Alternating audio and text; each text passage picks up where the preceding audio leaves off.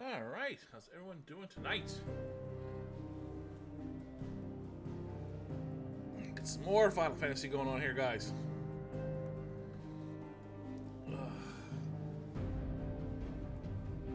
So I don't know how long I'll be on for tonight, because I do have to go to the office in the morning.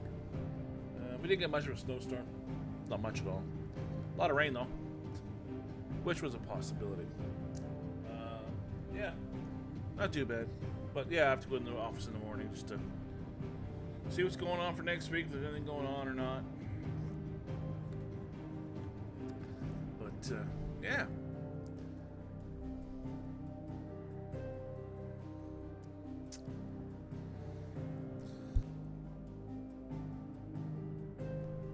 But yeah, we're gonna go to the Narrows.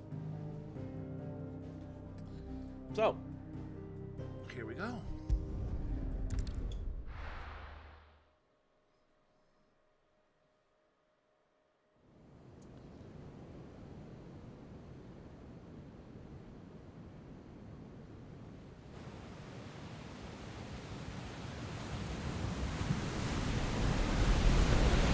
There's a lot of sea between here and Waloed, but any ship heading north has to round Zemeckis and put through the Narrow. Maintain our current bearing north-northeast, and we'll catch the Black Galleon before she vanishes again. What's to prevent her from circling around Ash from the south? With these winds in those waters, it'd take 'em forever and a fortnight to reach Stonehere. Mid knows what she's talking about, Clive. Better than any of us lot, anyway. I say we do as she tells. Sails on the horizon. She's ours!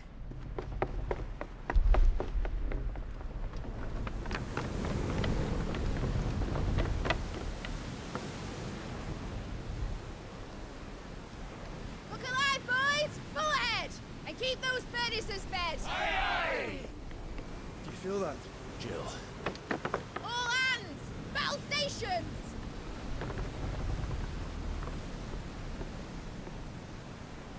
Let's see what this girl can do.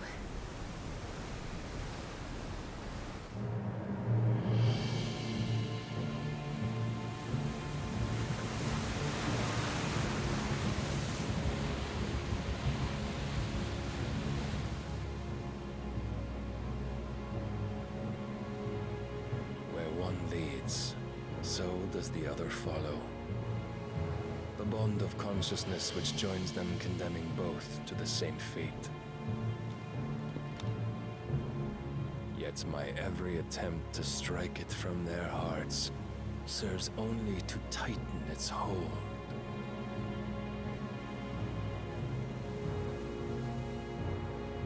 Fascinating.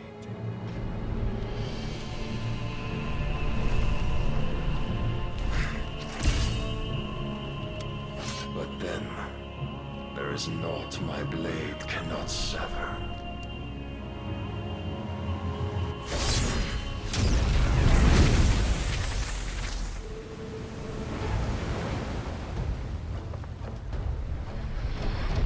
Great Grigos, gosh!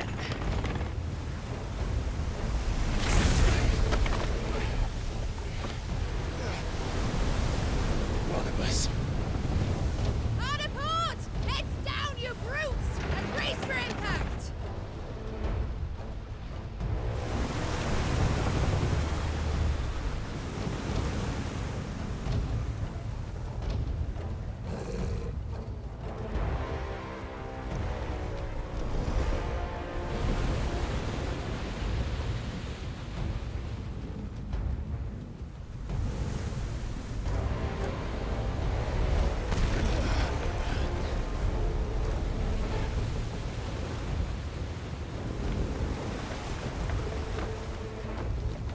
It's now or never. I'll find her.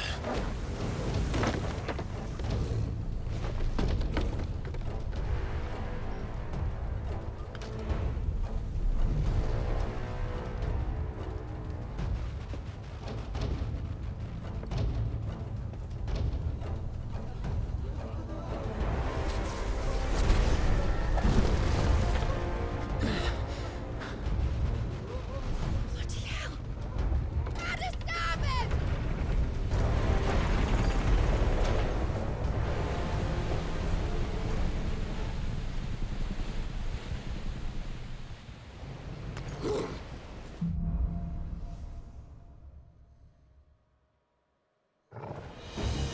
Where did you hide her, Barnabas?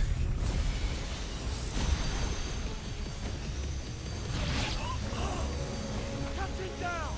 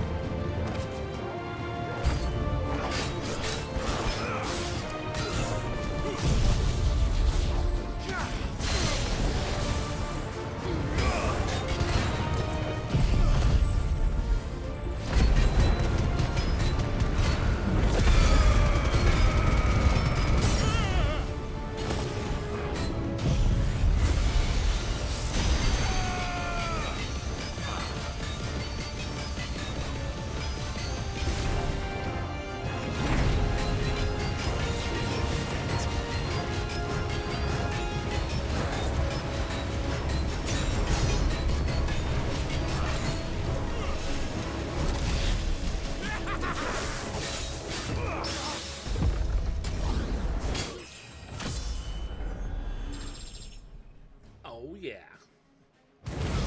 Bitches be crazy.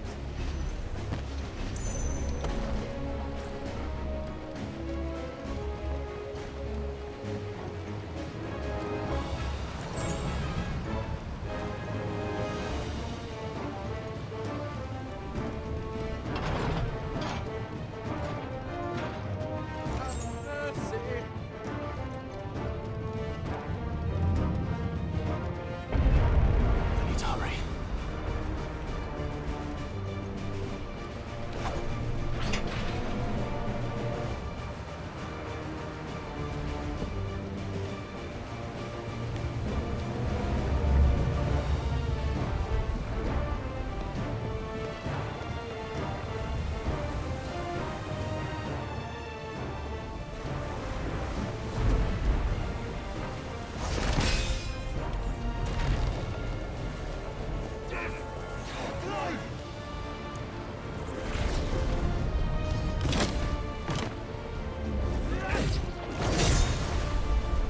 No! There he is! He wants him alive! Hold on. I'm coming. For both of you. Extra seconds!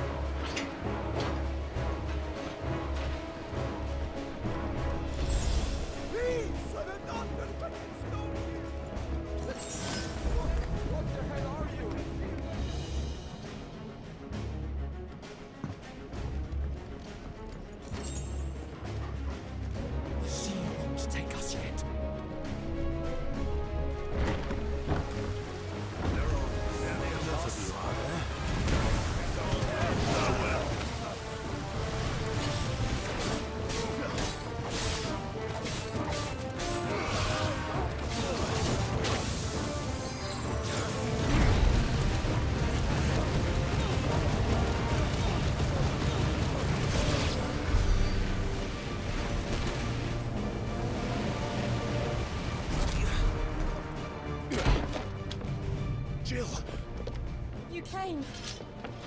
Get back.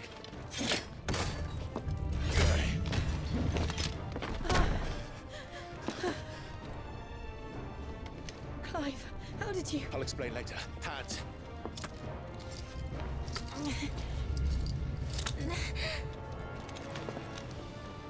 Can you walk? Out of here I can.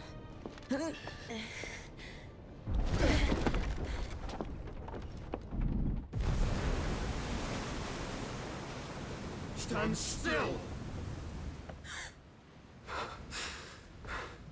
Phoenix. Are you not the dominant of fire? I see naught before me but a guttering flame.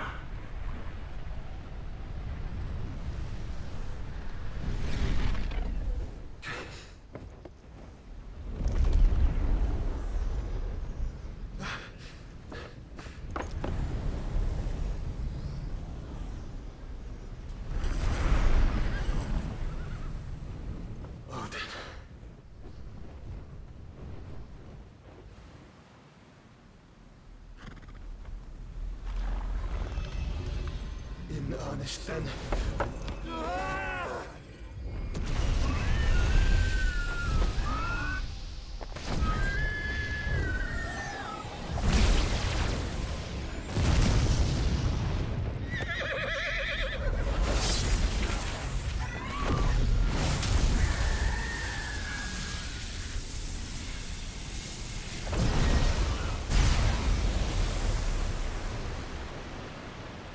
Damn. That's power.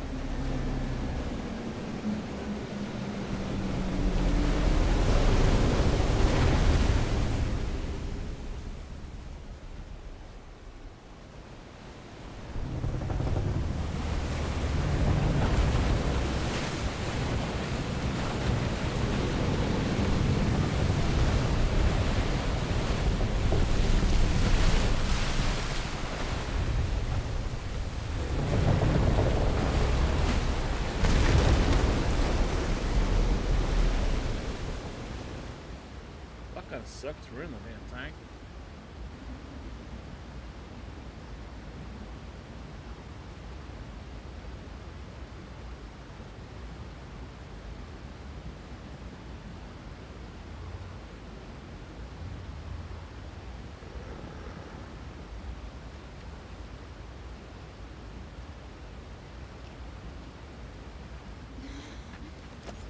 Can you go on?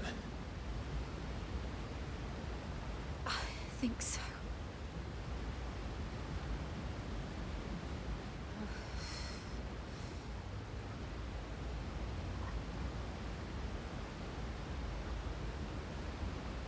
But to where?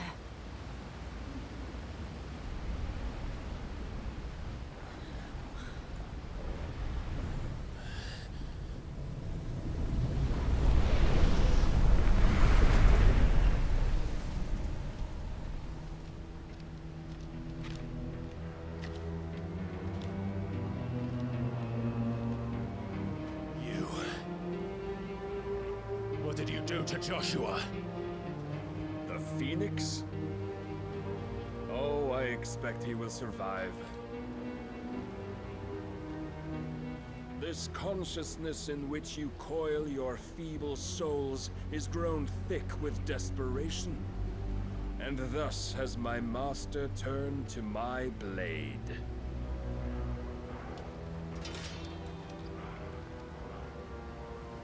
The world will soon be painted in black. And all that live shall gather in death's autumn wake. Not if we remove the cause of this misery. Not if we destroy the last of the Mother Crystals and restore balance to the world. Come. Do you truly think it's so simple?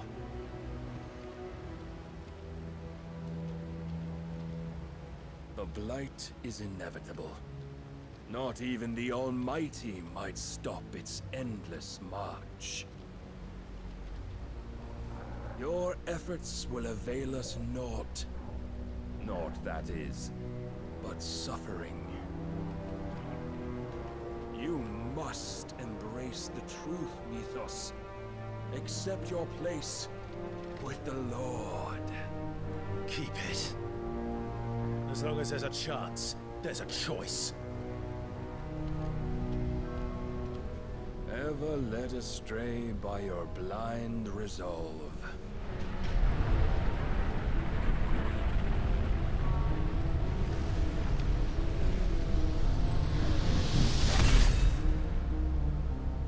Now, it is time you learn the inevitability of your divine fate, however much it may hurt. Get as far away as you can. Clive, no. Trust me, Jill.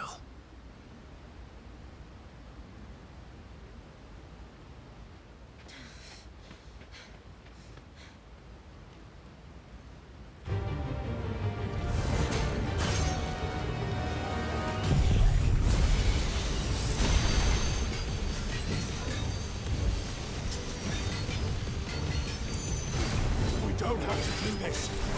Oh, but we do. If only to remind you of your duty. Defend yourself.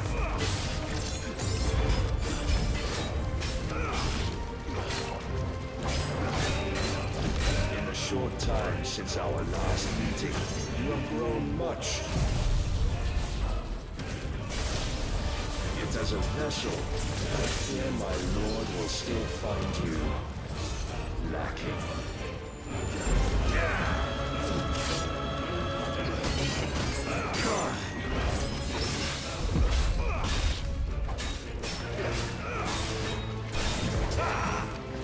All this fire and fury, and for what? Stopping the night. A foolish notion fed to you by a foolish man. How dare you? You know naught of this world or our place in it. If our fates were so easily rewritten, we would all be gods.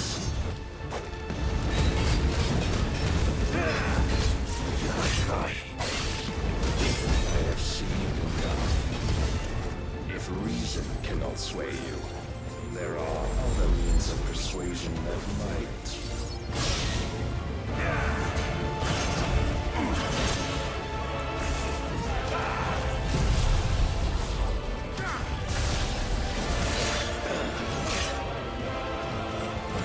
Raise your guard.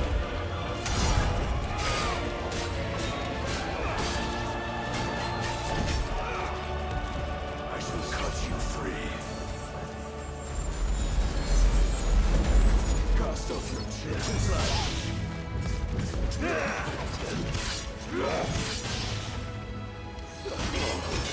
Show me.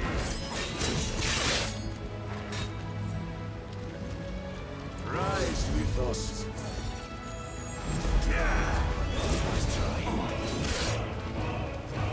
Are you ready?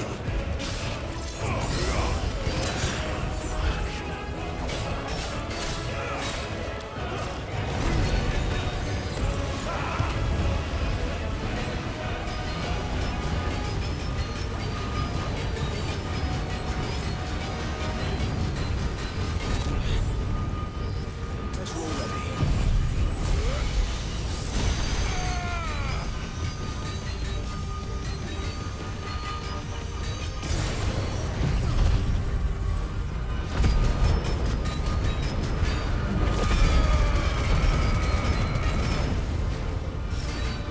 You will assume the mantle you've been given. And thus is the light of hope severed.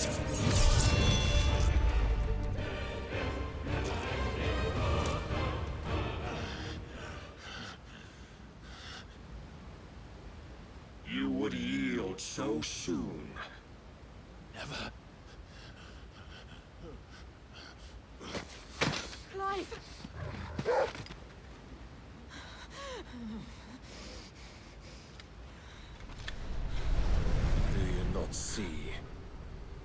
iron will weighs you down, dragging you ever further from your purpose. And what is my purpose? Mythos. Who are we? What are the dominants? The breath of the Creator still warm on our lips.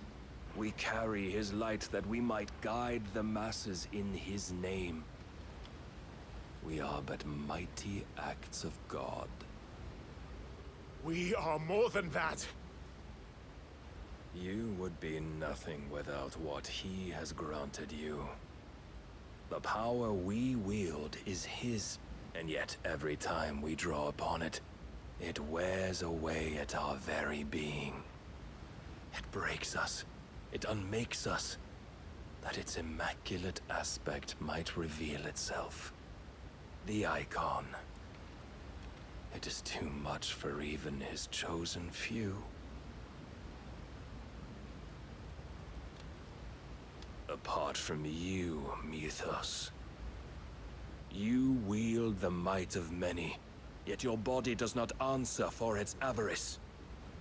What are you saying? What I am saying is that we dominants are a means to an end. We were created for you, that you might drink deep of our strength and thereby fulfill your divine purpose. Which is? To feed. As you would know, could you only look beyond the walls of your prison of self-regard. As long as you choose to ignore this, you shall never penetrate my defenses. Still, you may take solace in the fact that you are not alone in your plight. The chains of volition shackle all of mankind, but there is yet cause to rejoice. For the Lord, in his mercy, has taken pity on his flawed creations, and shall see them restored to their proper forms. And what exactly would that be? Why, loyal servants to God. No. Manners, Lord Rossfield? They are men, like you and me.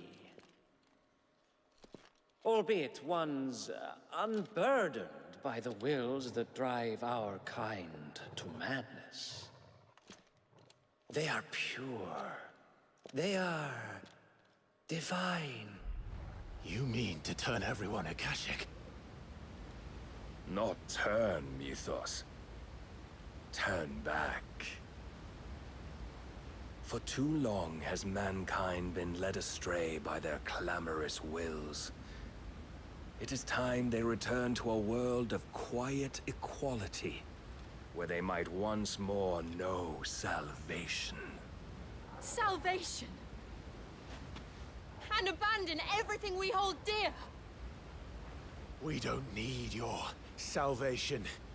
We'll save ourselves, and we'll do it on our own terms. Not yours. And not your gods! With every defiant expression of your will, the tighter the chains of consciousness become. But perhaps that fact may be put to use.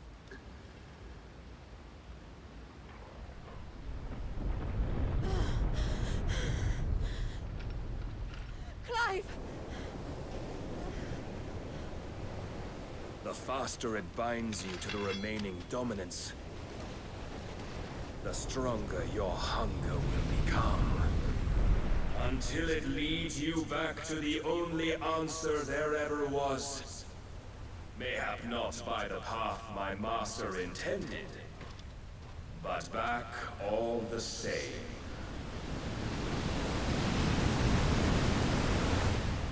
Ash is not far. I could freeze a path. You're in no fit state. Probably not, but I can try.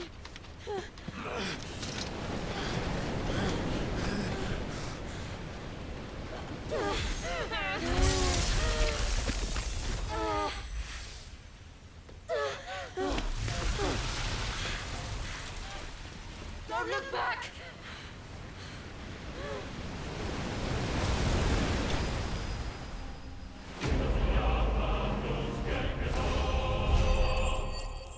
should just make a tunnel.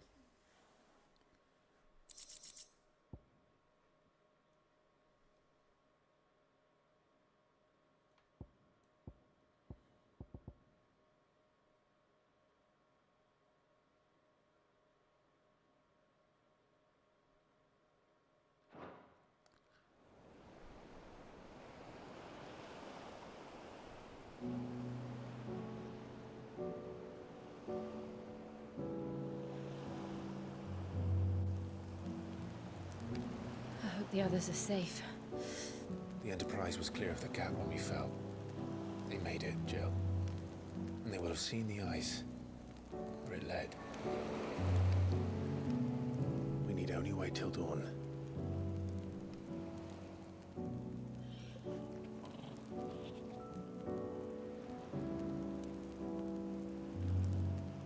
This is the second time Barnabas has bested me. I'm powerless against him. And maybe there really is nothing else for it but to give yourself to his master.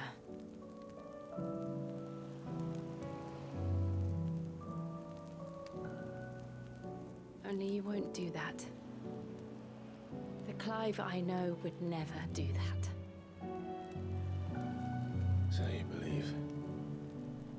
But do you really know me? If what Barnabas said was true, then I'm more monster than man. And each time I summon the flames from within, I burn away the things that make me who I am. Do you, though? Think of what you've used that power for. Of all the people you've saved. It doesn't matter how or by whom it was granted, only how you choose to use it. And you've chosen to use it for good, haven't you? I've also used it to kill. What if that's my purpose? What if it's all I'm good for?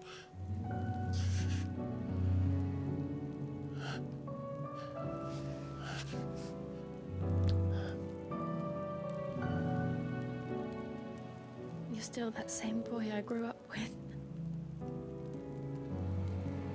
Always so eager to save everyone around you, and yet always so alone. Because you failed to realize the one thing that needed saving most of all.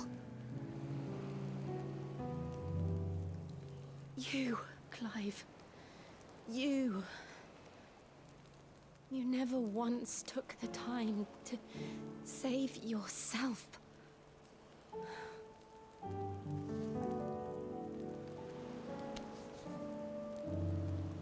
Myself? I think I might be beyond saving. No one is beyond saving, provided they want to be saved. You fight to survive. And you survive so that you may protect those you love. It's what you do. What you've always done.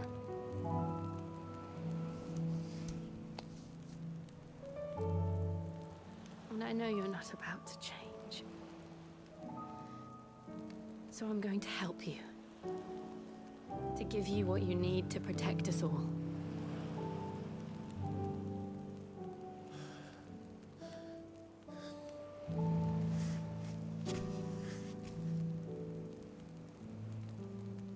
Jill.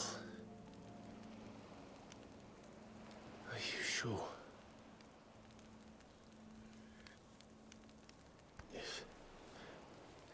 If this is what you want, then...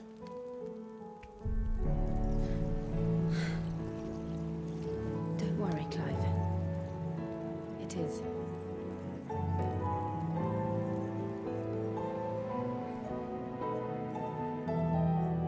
Looks like we get ice. This burden. I'll give you the strength to bear it alone. But I'm not alone.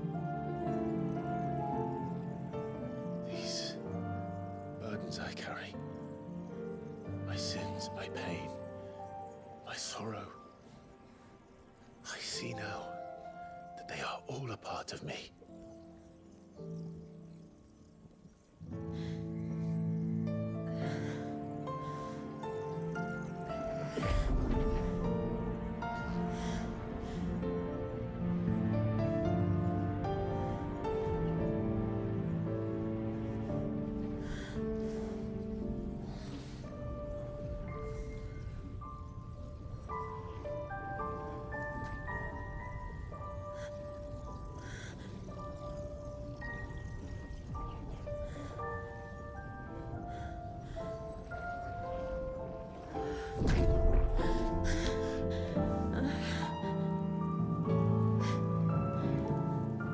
If I'm to continue on, having pledged my life to those I love,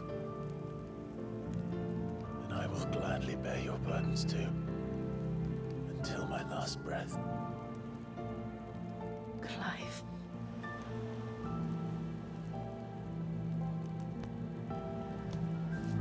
I promise you, Jill, we will find a way to escape this fate. Find a way to save each other.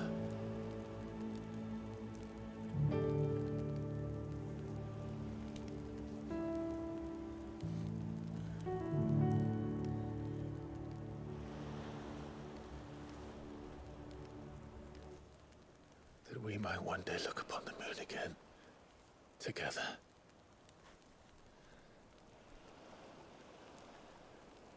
Together. And I promise you, Clive, that I will be there, no matter what you must become. I know.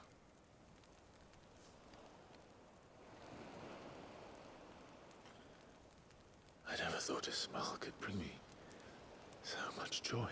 Someone's gonna show up and break this all up. You watch.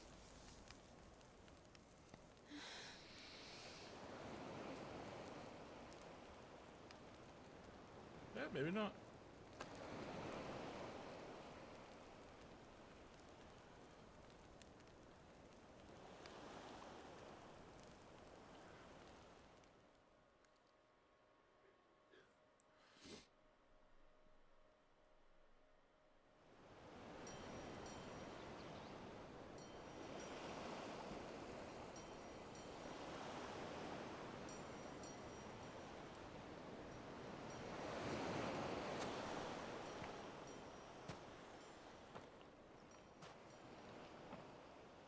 There's the ship.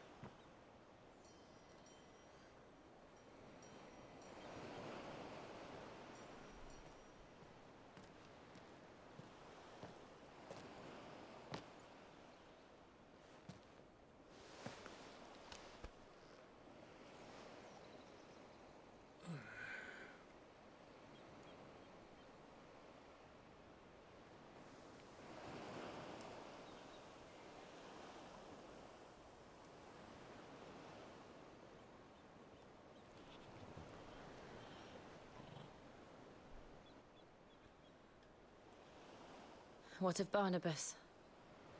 Do we pursue him? No.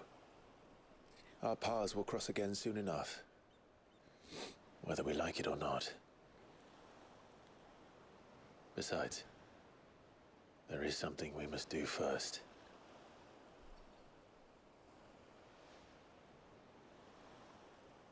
Of course. Drake's spine. The last Mother Crystal. The Einherjar is at the bottom of the sea.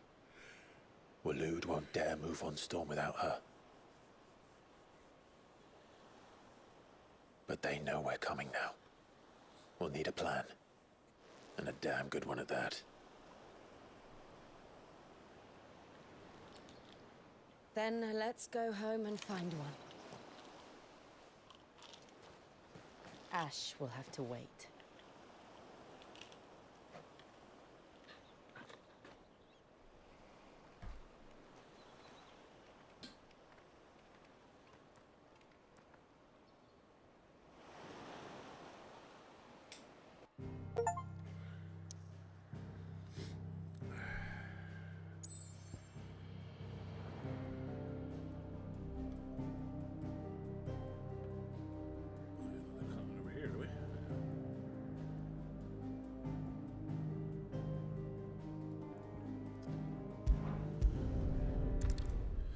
We got to travel everywhere.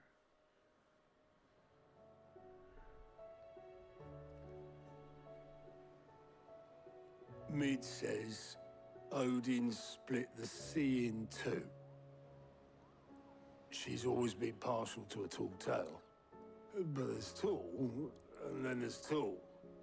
I struggle to believe it myself. I see your uncle isn't with you. He stayed with the Enterprise. After our brush with the Einherja, she was in urgent need of repair. And my uncle knows a shipwright in Randalar. We're to join him there when we're ready to sail for Ash. You sure that's wise? Last I heard, the place was still overrun with Akashic. Show me a city where that isn't true. Ultima's plague is spreading. We're running out of time, aren't we? We've done our best to shore up that hideaway. But I doubt a few planks will stop what's coming. Still, we'll keep at it. Every little helps, I suppose. Let's hope so.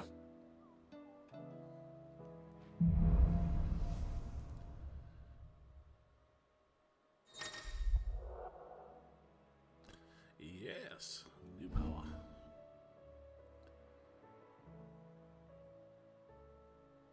I should visit Joshua. Assuming Talia will allow it.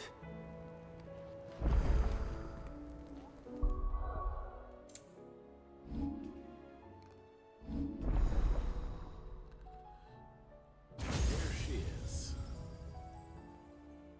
Well, so we have one more to do, I guess.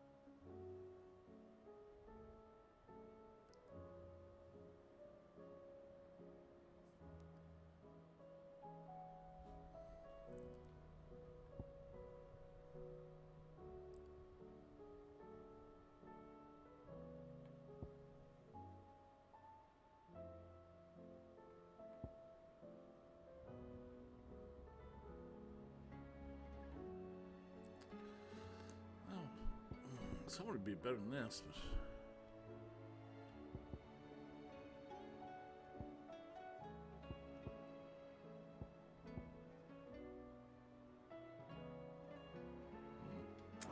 Yeah.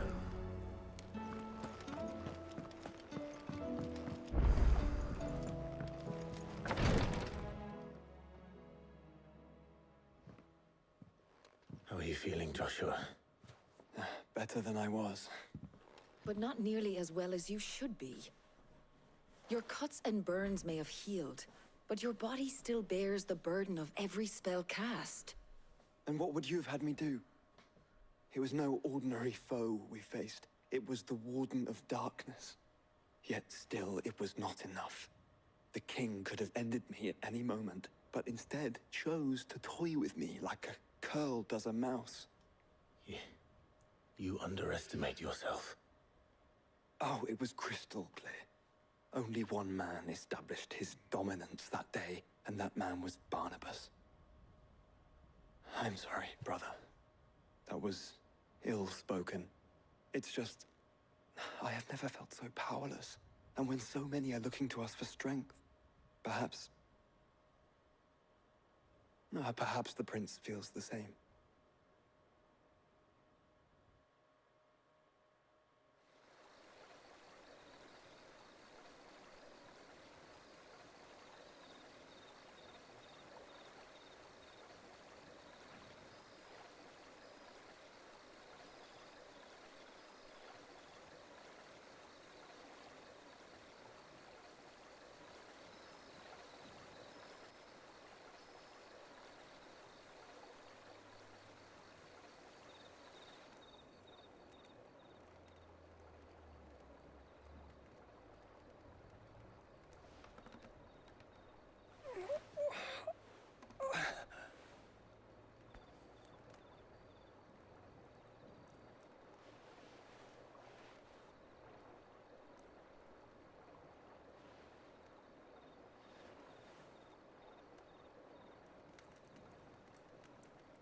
What is this place?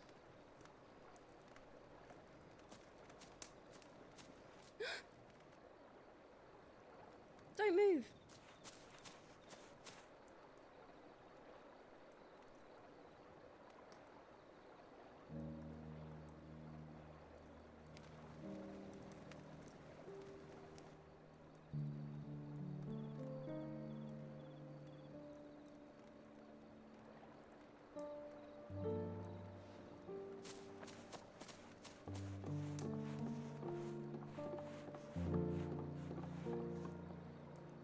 Here, it's fresh from the well.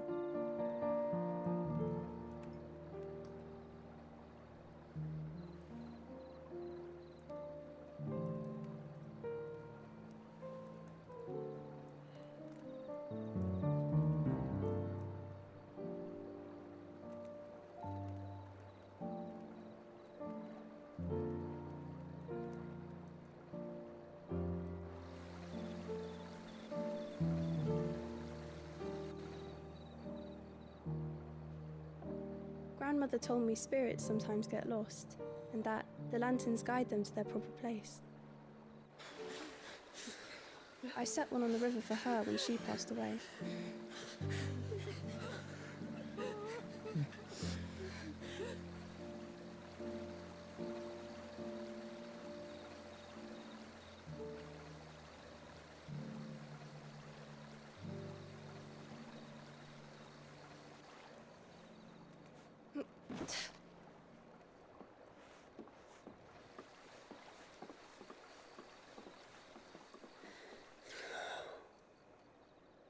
The fiend works from the shadows.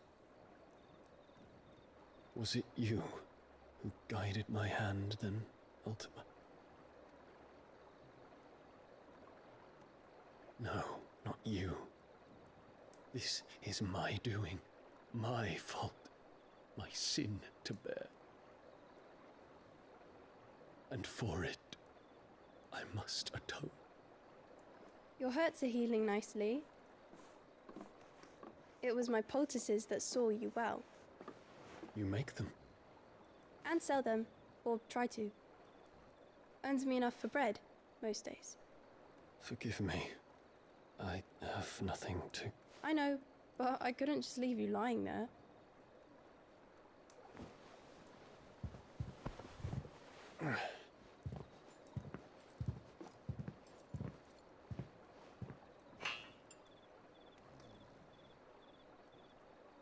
You're going then?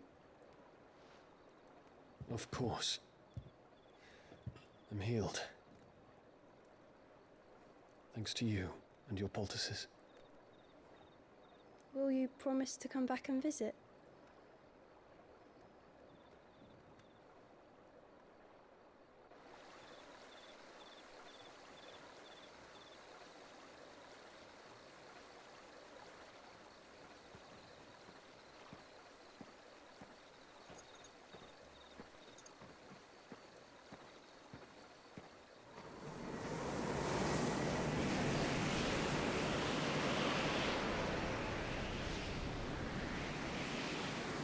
Well, Phoenix, it would seem that I owe you my wings.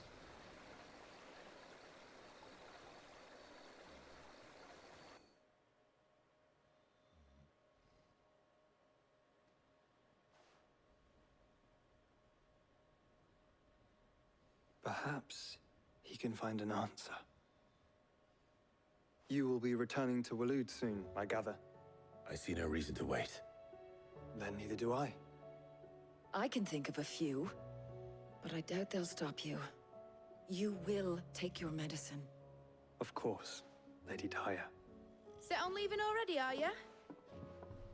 How long will it take us to get back to Ash? Dunno, about the same amount of time it took us to get here. Maybe less, if your uncle can find someone trustworthy to patch up the Enterprise. All depends on where we're putting into port, mind. Yes. It's not as if we can put ashore wherever we choose. We have to assume that the whole of Ash is hostile, and that we'll be attacked on sight. Then we must find a place they won't think to look. And I have an idea who might know of one. The Professor! I'll go and tell you come in.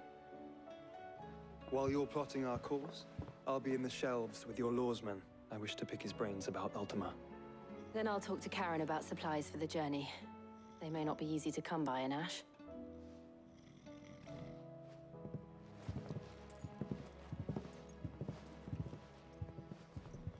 Your brother's body won't take much more of this recklessness. You know that, don't you? I do. Okay. Alright, let's see here.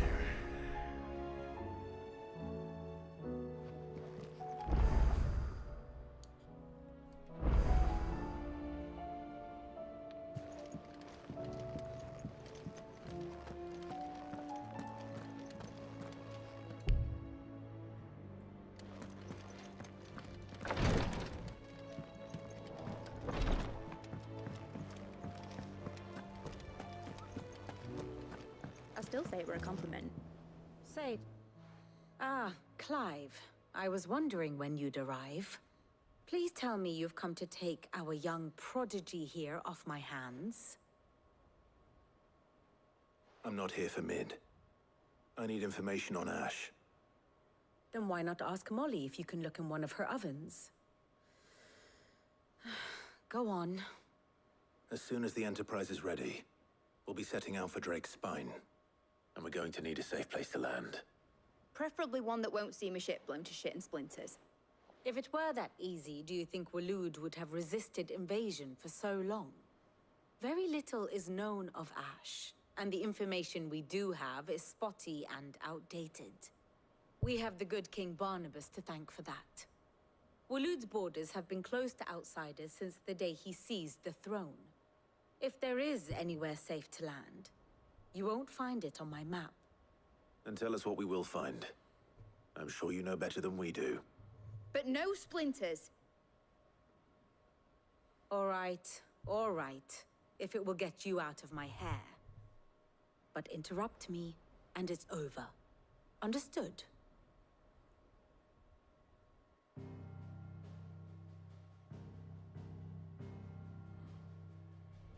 Barnabas Tham. The one they call the Last King.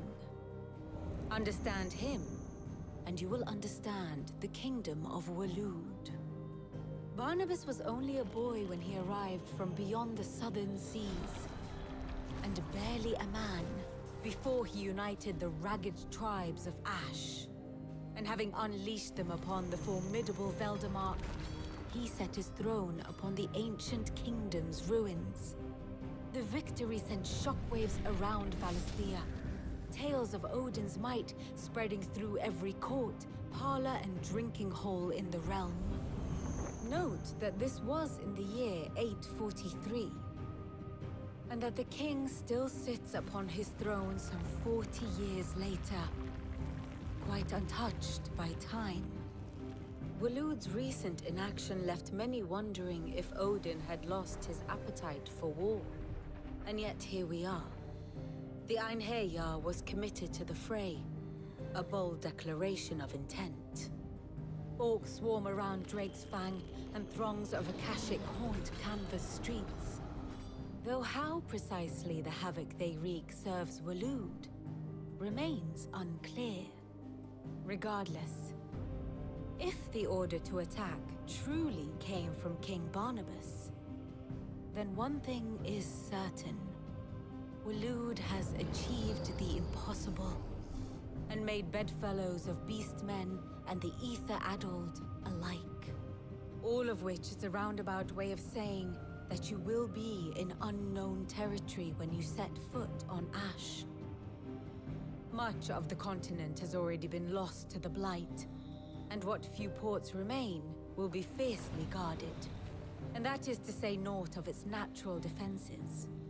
Offshore currents will cast an ill-equipped ship out to sea one moment, and dash it against the rocks the next. But then the Enterprise is anything but ill-equipped. And Mid has made land there before. Now, if only there were someone with an intimate knowledge of the Shadow Coast, and where a daring gentleman might put ashore.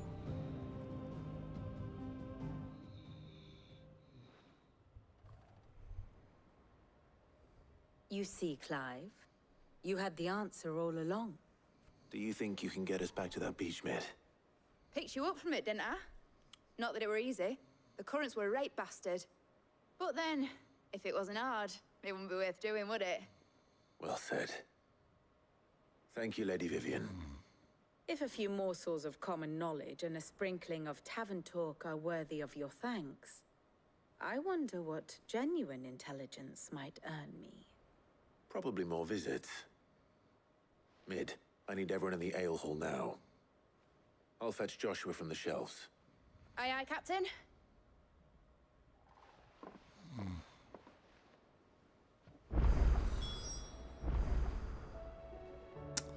Alright, let's see.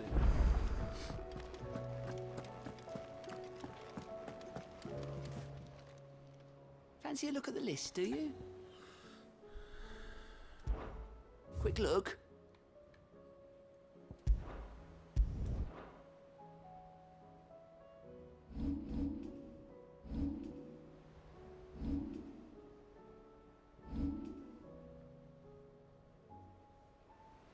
Seen enough?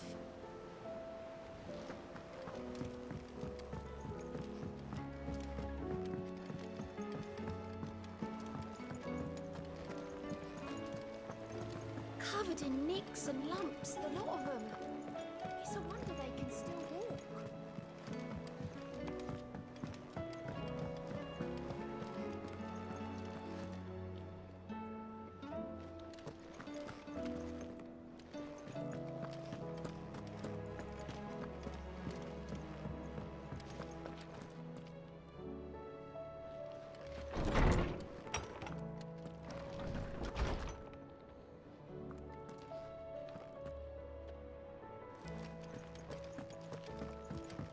I have no reason to assume otherwise. Well then... Clive, you must listen to this. Lawsman, tell him. Do you recall when we spoke before on the divinity of Ultima? Well, it inspired me to delve deeper into the subject. And what I discovered appears to agree with the findings of His Grace. You will recall that my quest to uncover Ultima's origins began with the mural at Phoenix Gate. But while I've always known it to be important, its secrets have heretofore eluded me. Now, however, I believe I know where to find the more complete example. One that will reveal all we seek. Master Clive, have you ever in your travels chanced to hear of the Circle of Malleus? I would think not, few have. But there was once a time when the faith flourished, the oldest known religion in the Twins, and though its popularity eventually waned on Storm, hints of its dogma remain embedded in more modern faiths such as the Crystalline Orthodox.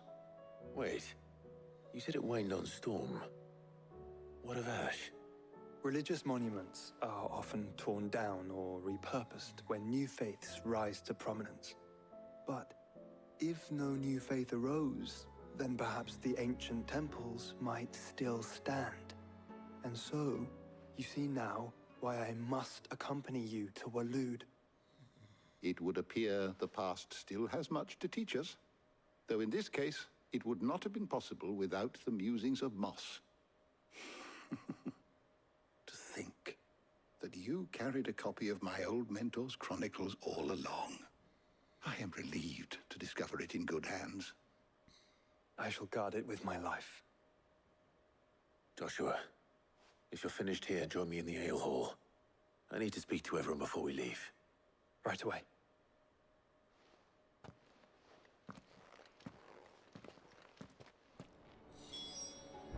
If it please your grace, might I one day borrow the chronicles? For a short while. Of course, Lawsman Hippocrates. You need but ask.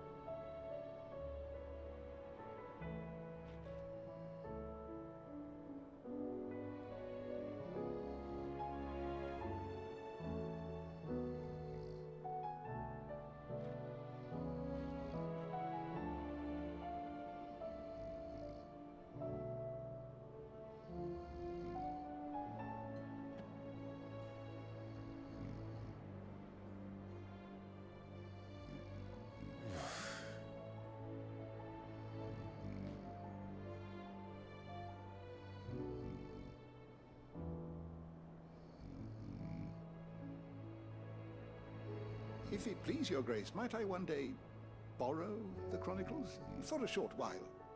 Of course, Lawsman Hippocrates. You need but ask.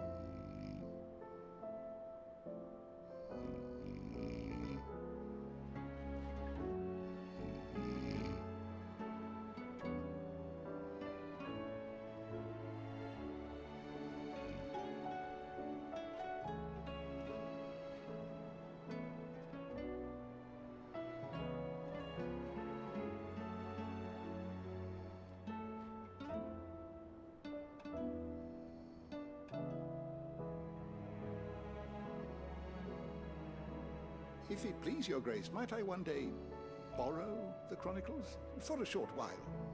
Of course, Lawsman Hippocrates. You need but ask.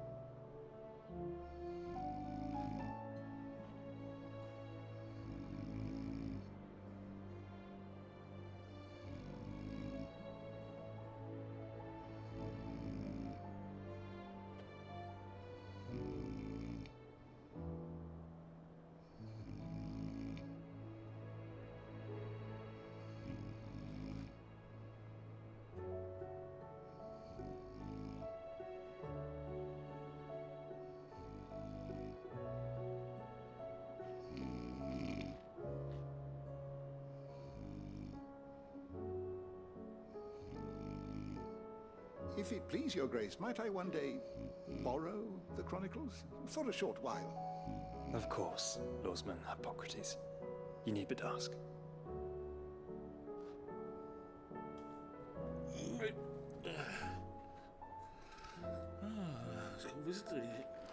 Mid said I could ride the Enterprise next. She didn't. She said I could.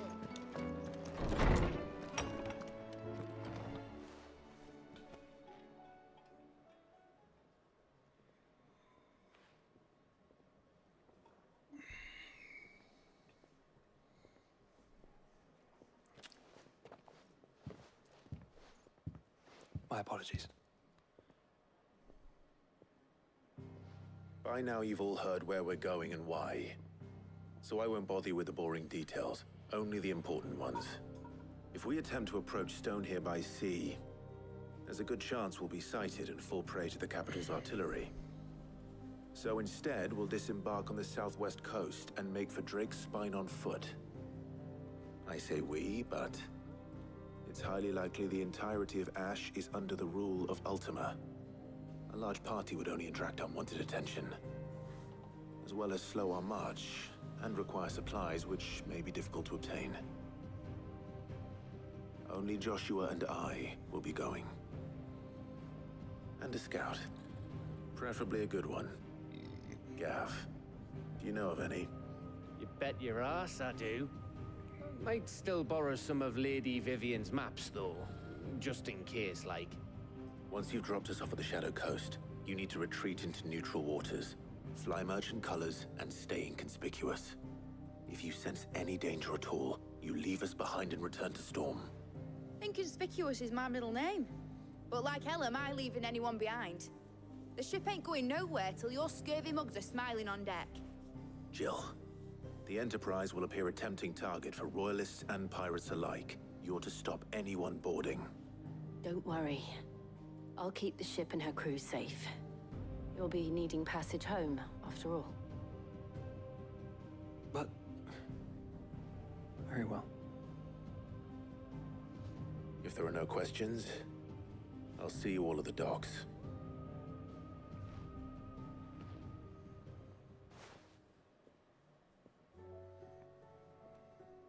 Let me know when you're leaving. I want a word before you go. Of course.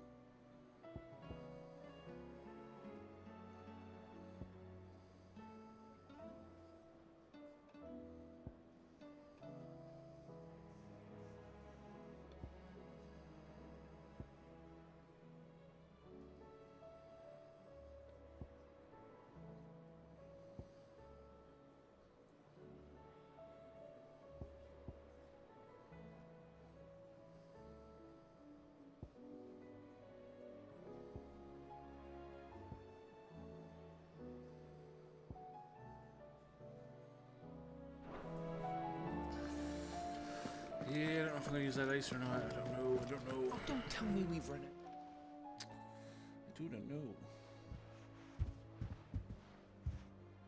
Nothing like a dish of cold vengeance to foul the gut. I'm sorry, Nan. I didn't mean to make things worse. I just thought I had to protect you. Like you've protected me. Aye, well, someone had to. Your parents certainly didn't give a whit for your well-being. Reckon the both of us would be worse off if I'd not taken you on.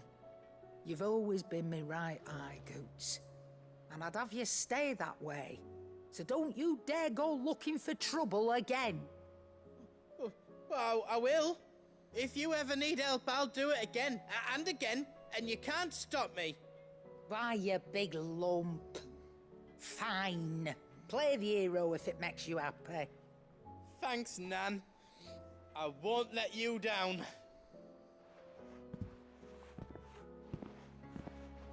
There's nothing he wouldn't do for you. That's as maybe. But if he's ever to make his own way in life, he'll need to start looking out for himself as well. Till then, he'll need people to watch his back, just like you did in Dalamil. Don't think I didn't appreciate that. Of course. His family. Stop it. You make me one good eye, mister. I don't go thinking that'll do you any favours. A potion today'll cost you the same as it did yesterday.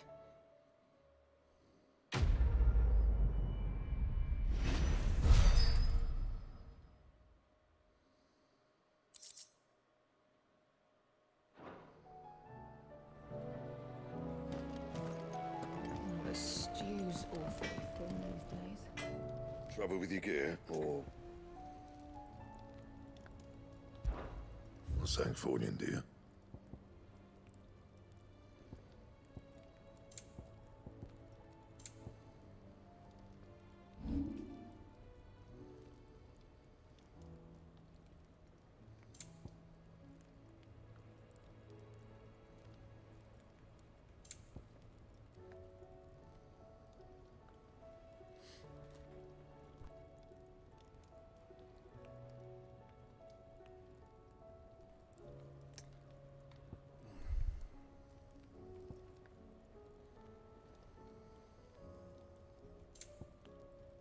That it?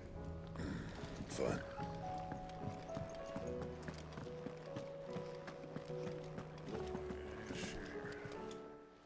See if she got the ruby belt. Let me tell you a story. All right.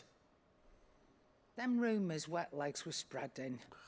Might be they weren't just tales plucked out of thin air. You see, there were a time when I weren't too particular about who I sold steel to, so long as they paid me the right price. Some women lust after blood, others after flesh, but me, I were always one for gold. I to satisfy that lust, I sold to opposing armies, stabbed my every client in the back, made myself the most hated woman in the twins. But then one day I met a man who made me a different kind of offer. Said he'd give me access to a realm-wide community of like-minded individuals in constant need of steel and sundries. On the condition I sold to him and his alone. Was that the first time you met Sid? Aye. And I fell right into his damn trap. He was true to his word, so I ended up being true to mine. And I soon started making the best profits I've seen since taking up the trade.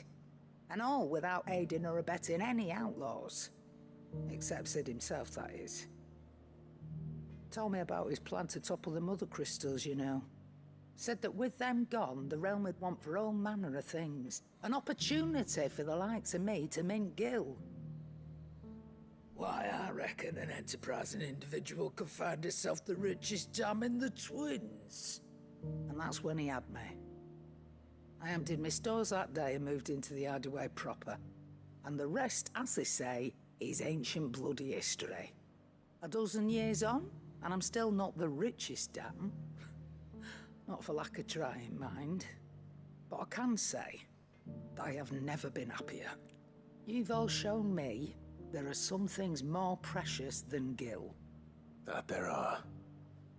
So don't you go messing it all up, or you'll have me to answer to.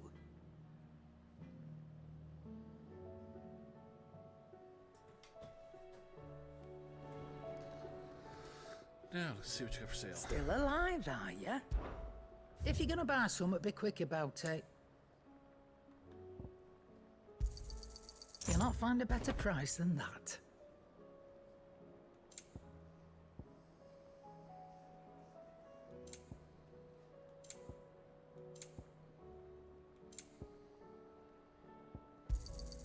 It'd better all be here.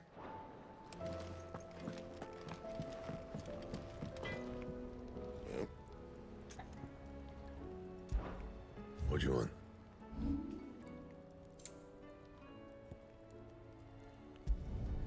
You can thank me later.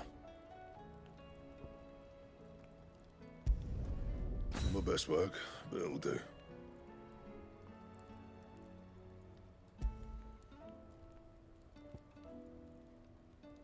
Anything else? Alright. Nope.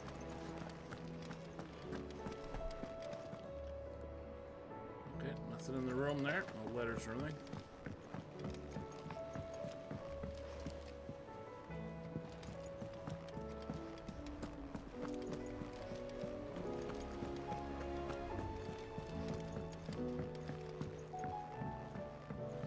How do you split the sea?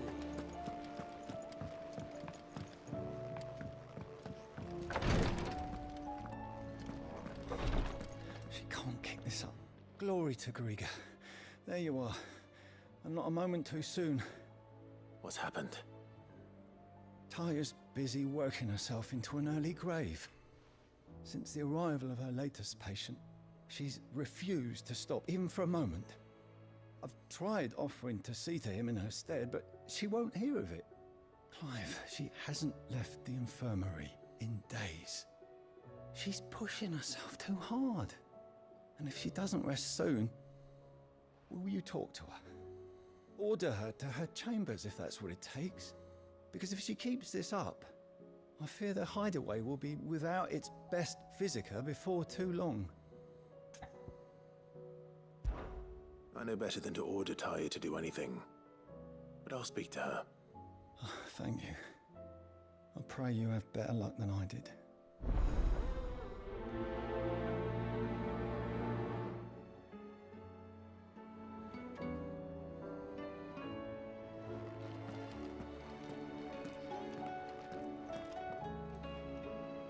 Well, Taya, Rodriguez worried about you.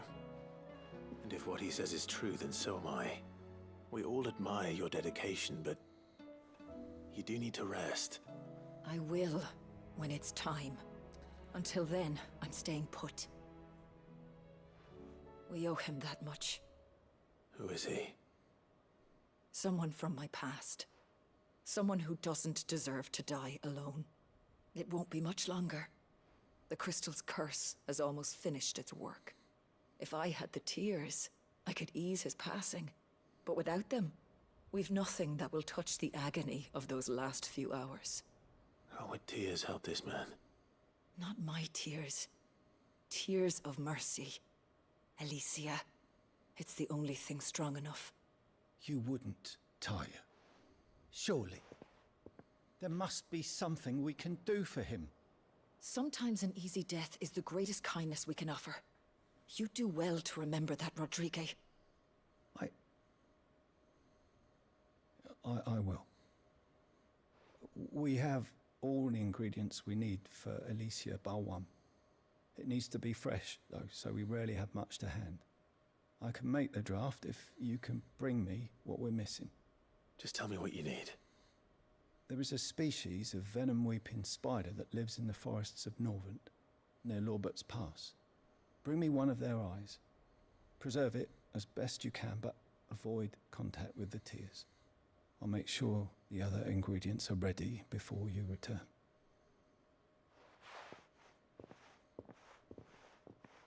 Thank you, Clive.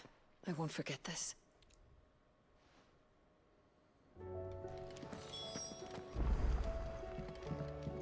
Please, Your Grace, stay strong. Ah, my Lord Marquis.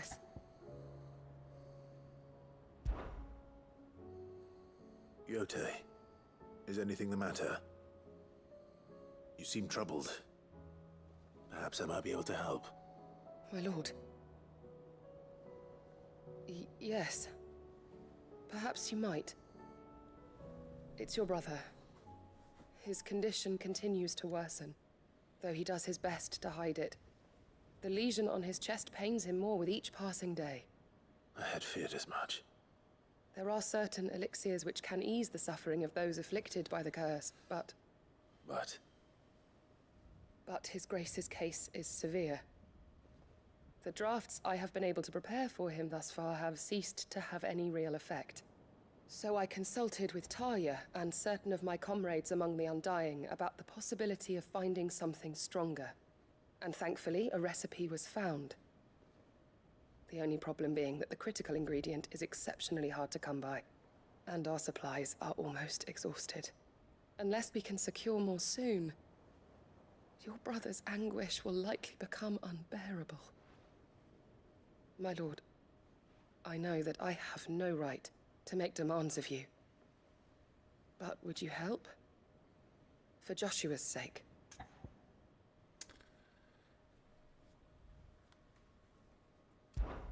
For Joshua, anything. Thank you, my lord. So, what is this critical ingredient?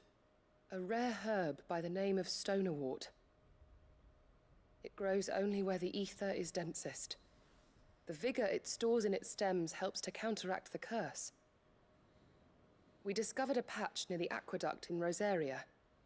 But alas, yet more ether has erupted from the earth there recently, leaving the whole area flooded. The search continues for a new source. One that we might reach without being turned. So it's only that you can't reach it? The Stonerwort itself is unharmed by the flood? Well, yes, but... Then I shall go in your stead. But, my lord... You've yet to find another source, correct? So for now, the aqueduct is our best hope. Besides, I'm a dominant. The ether can't hurt me. Well, if you're sure, my lord. Stonerwort is easily identified by its blood-red blooms. Search around the aqueduct, and you're sure to find some soon enough. I shall remain here and prepare the other ingredients.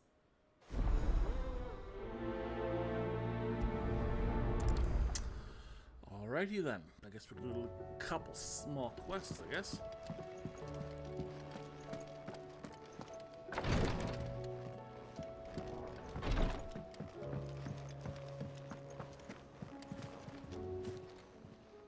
Welcome to the Patron's Whisper.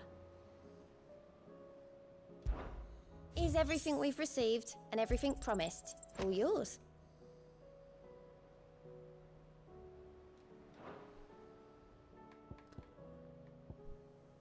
Come again. I may have more for you.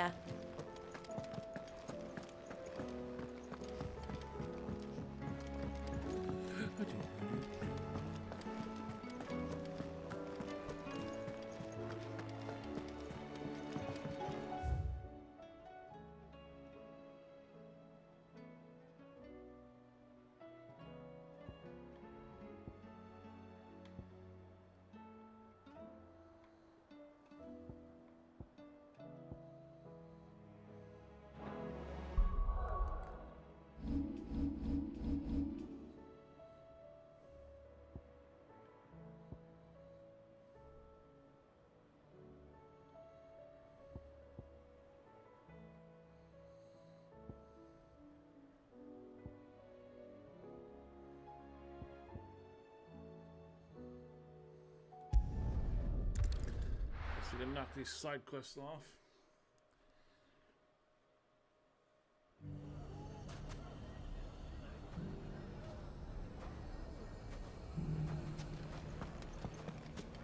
Take that, you naughty thief! Clive! To what do I owe the pleasure? I just wanted to see how the town's been faring since you brought everyone together. Since we brought everyone together, all is absolutely wonderful. Conrad and Natalie's hands remain safely away from each other's throats and firmly at the helm. Our stores are full, and the bandits still too disorganized to raid them. Just as the good Lady Jane and Lord Underhill intended. Are you a lord? Lubor's going to be one too. They're going to make him the Lord of Dalimil, because of how he stopped all the grown-ups from fighting. It's the mayor of Dalimil, dear child, and the vote hasn't taken place just yet. But if the people wish me to lead them, I shall. And my first act will be to build a school so that menaces like you two learn not to interrupt your elders. Speaking of menaces, there may be a rather worrying one just over the horizon. May there indeed. I'm afraid the example Conrad and Natalie set in putting aside their differences and presenting a united front might have caught the bandits' attention. And they might have elected to take a similar approach. They have formed what one could call a League of Outlaws, and they grow more organized by the day. But we'll fight them all off just like last time, no matter how many of them there are. Won't we, Lubor? Of course we will. If we continue to work together, we can overcome any challenge we choose to face. The longer we avoid facing this one, the more difficult it will be, until the only way to overcome it might be to run for the hills. Our best hope is to nip these efforts at organization in the bud, by finding those ne'er-do-wells who have yet to join the cause, and ensuring that they never do. Perhaps a certain Lord Underhill might be willing to lend us his aid once more? How could I refuse? Thank you, my lord. Victor will fill you in on the particulars. I have him stationed by the desert gate, receiving and collating reports from my scouts. Such an amenable soul. He reminds me of you. I'll go and speak with him.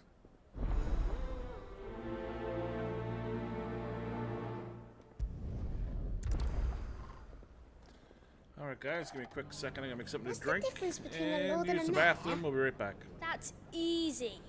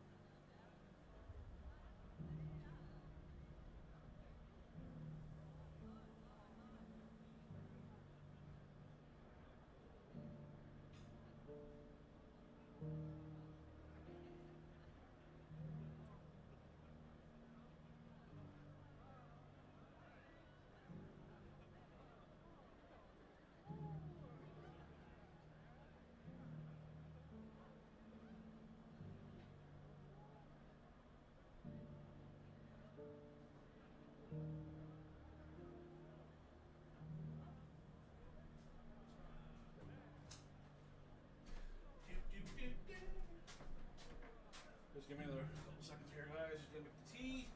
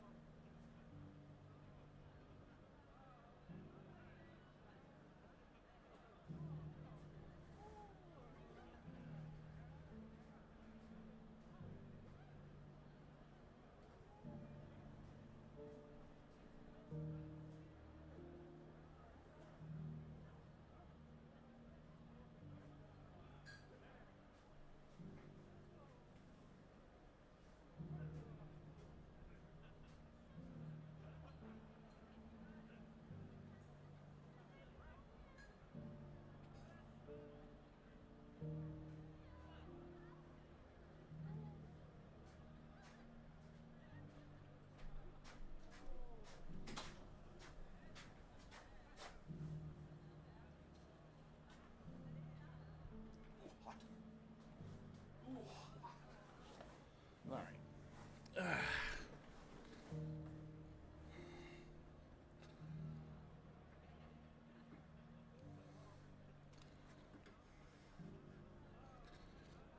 Okay, let's move this. Here, guys, gotta move a couple things here. Where's my heating pad thing over there? Just have to clean the glasses.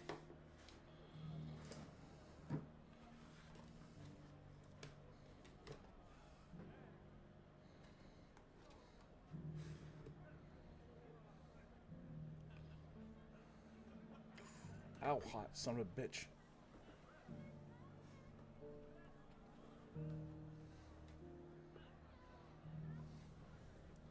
There. No. Don't want you on cool, I want you on hot. Perfect. Alright.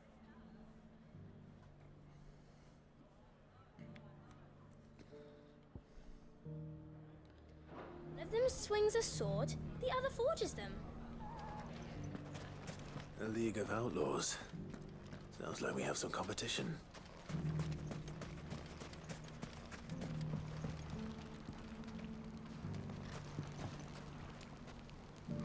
Still in Dalamil, Victor? Ah, Sid.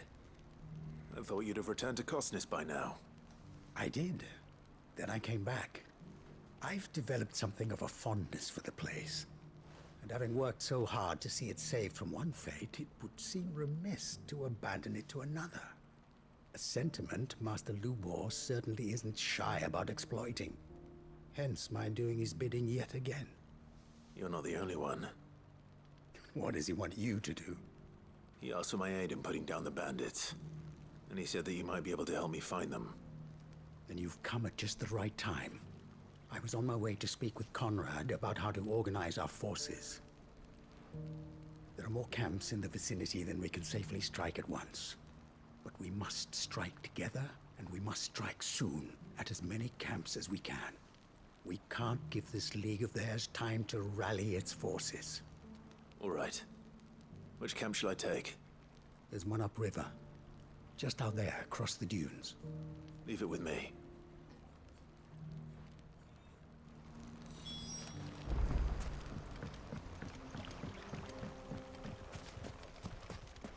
Those ne'er-do-wells want to band together.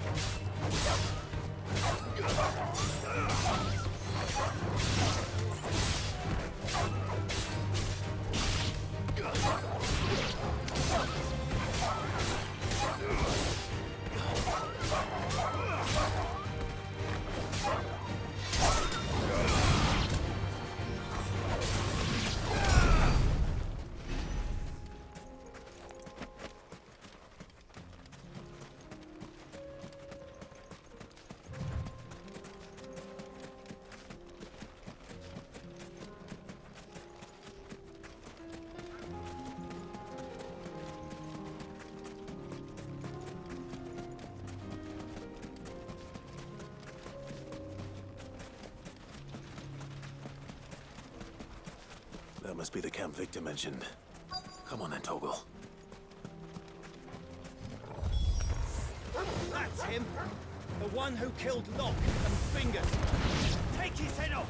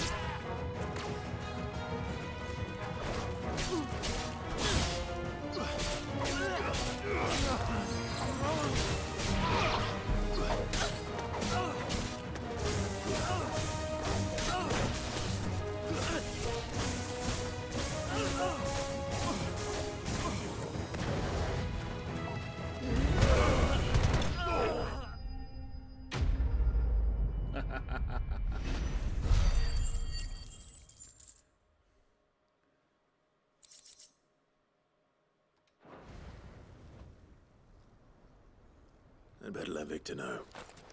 Sid, where are you? Ah, I see the bandits didn't pose you any trouble. No, but that's not why you're here, is it? No. Something's happened. We need you back in Dalimil. What is it? The whole town's in uproar. They're saying that Lubor is a bearer. What? Seems that one of our parties wasn't as thorough as they should have been. They let one of the bandits escape, and his escape route took him right through Dalimil. Some of the children spotted him, and he was about to silence them. And when Lubor felled him with a bolt of magic, and without a crystal. But that's not possible.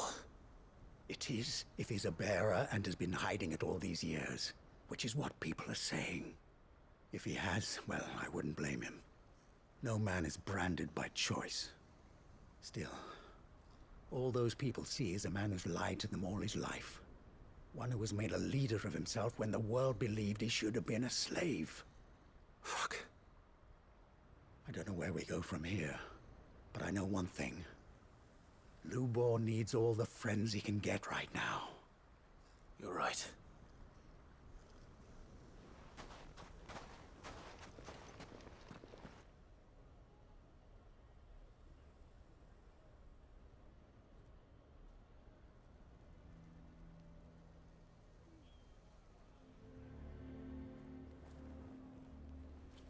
And now everyone knows. I made it a habit to keep a crystal close at hand for just such an occasion. And when that occasion arose, I forgot to reach for it. Well, it was bound to come out sooner or later. We're sorry, Lubor. We tried to keep running, but we just couldn't anymore. There's nothing to be sorry for. I rather enjoyed playing the hero for once. All that matters to me is that you two are safe. Look at him talking to his betters like it's nothing. All lies, I'll wager. Just like the ones he fed us all these years. Once people make up their minds, it's hard to change them. We need to do something, and quickly. Convince the people not to let their prejudices blind them. Convince them that nothing has changed. That their enemy lies outside these walls, not within them. You're right. We should speak to everyone. I'm glad you agree. I'll handle the townsfolk. I'm a Dalmec born and bred. They listen to me. You head to the tavern. Make Conrad and Natalie remember who Lubor really is. They know that Lubor and I are friends. I might not make for the most impartial of interlocutors. Lord Underhill of Randalar's League of Merchants, however, is a trusted and impartial mediator of note. I'll do what I can.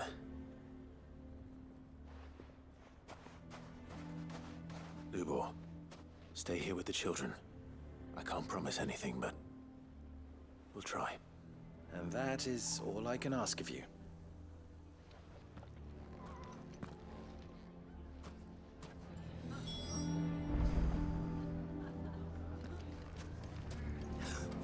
Why are you taking the bearer's side, Victor? Are you one too? Why do they always have to make such a fuss outside? It's driving away our customers. He knew all along that he was playing us for fools. And Forgive me for disturbing you, but could I have a moment of your time? I've seen your face before. as have I, Lord Underhill, wasn't it? Of the League of Merchants. That's right. I wanted to speak to you about Lubor. The rumors that he's a bearer. All true, I'm afraid.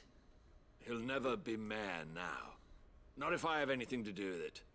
But what of his wares? Bearer or no, his steel is highly valued throughout the Republic. In this at least he's done the town a service. Might that not earn him a little leniency? Leniency? He pretended to be one of us when he was laughing behind our backs all the while. I'm sorry, my lord, but he lied to us. He lied to you. He cannot be trusted. So what do you propose? Will you drive him from his home? Close his forge? Perhaps. That is a question for the people of Dalimil. And they will thank you not to get involved.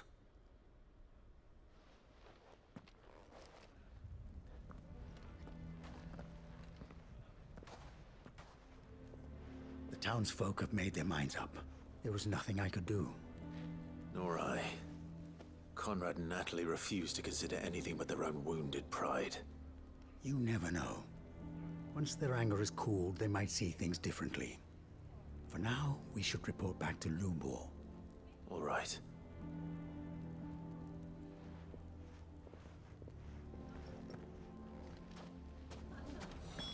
Why the hell would Victor take the bearer's side? I assume the situation is hopeless? There's still hope. But...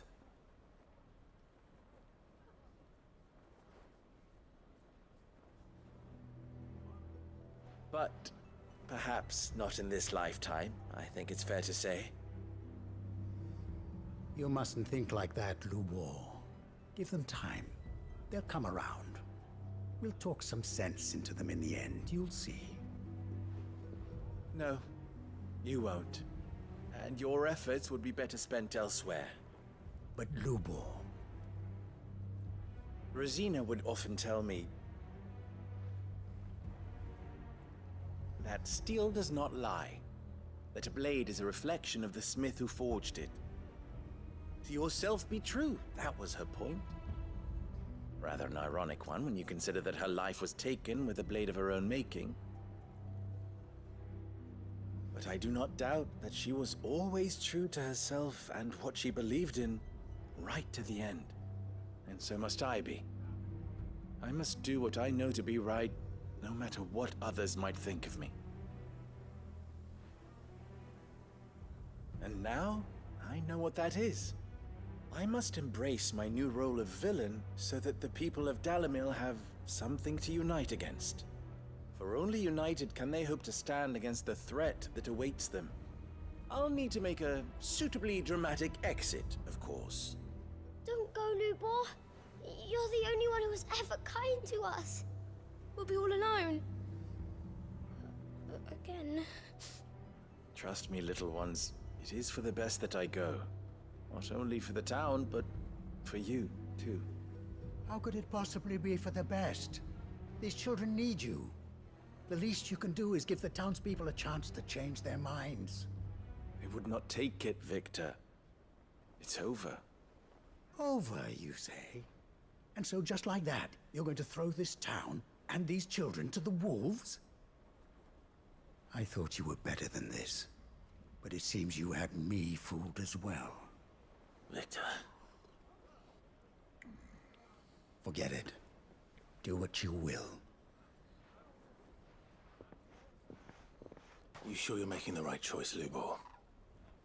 Of those available to me, I believe it's the best one. Yes. Ah, but where are my manners? Here. A reward for clearing out that bandit camp. Right then. I have packing to do. If there's anything I can do. Anything. I'll bear it in mind. Thank you.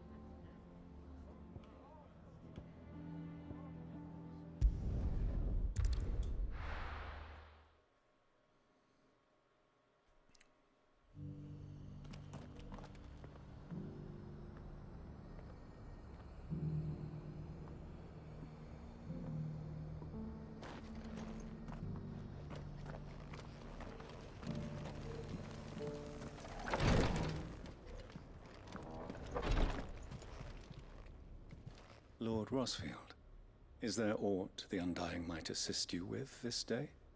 Perhaps.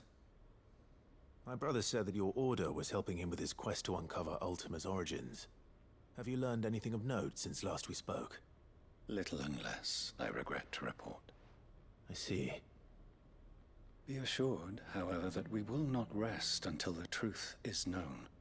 Even now, our archaeologians scour ruins in every corner of the realm for traces of Ultima's touch. Fallen ruins, I take it. Dating back as far as Phoenix Gate. Indeed. Ultima's thralls are oft sighted among the remnants of the fallen civilization, as if protecting the secrets concealed within. Secrets we'd see unearthed. Should our methods be of interest, my lord, mayhap it would please you to observe some of our number at work. Would that be possible? Of course. A survey is being conducted not far from here. Perchance you are familiar with Kretov, a small hamlet built around a fallen airship. I was due to visit my colleagues there to collect their preliminary findings, but if you would consent to do so in my stead, I'm sure that they would be honored to relate any discoveries they have made to you directly. All right. I'll go and meet with them. They will be most gratified, I am sure. Might I suggest you take the road through Titan's Wake? It will lead you straight to the village after but a short walk. Thank you. I will. I wish you a safe journey, my lord. May the Firebird's flames burn ever in your heart.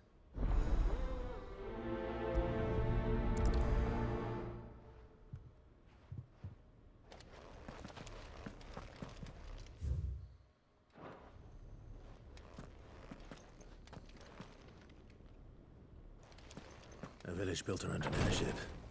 Sounds like another lost wing.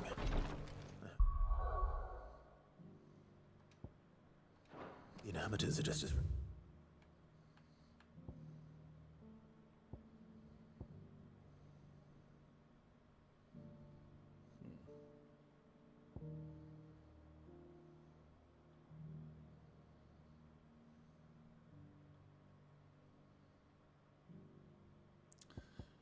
Don't know if we can go through here or not. We'll have to try it and see what happens.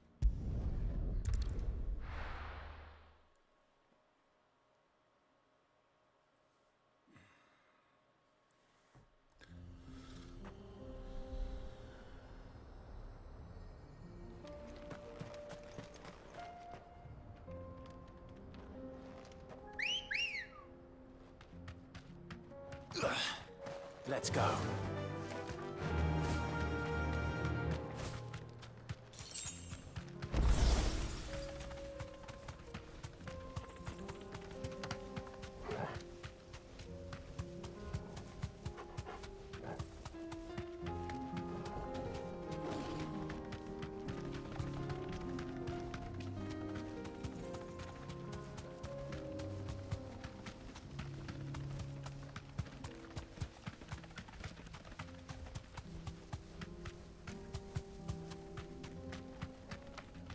No.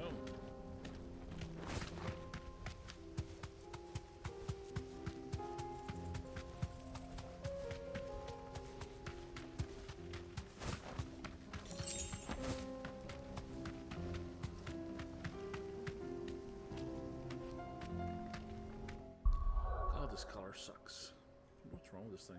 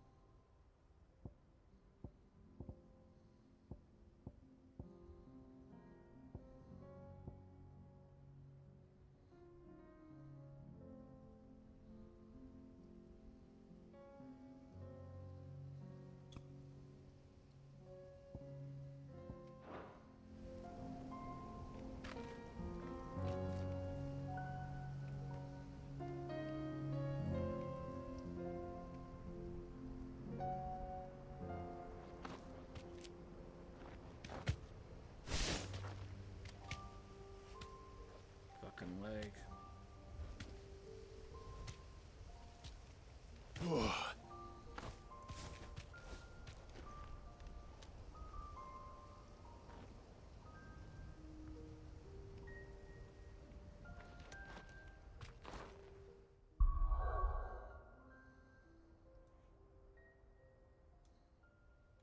Sounds like my neighbor's outside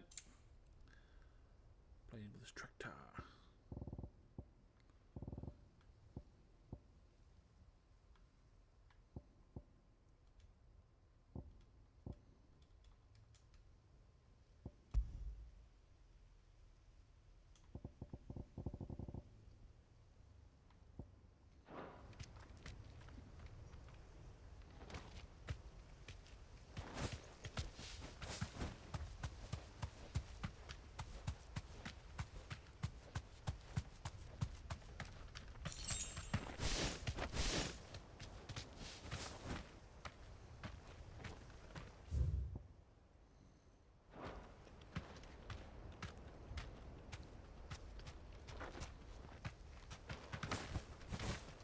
You deserve a rest.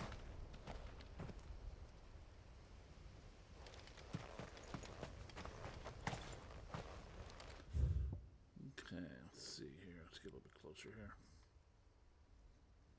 So why can't I get in there?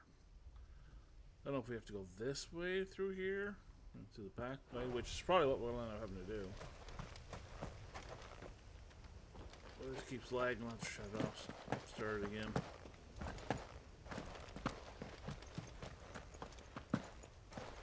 Oh, did you get there?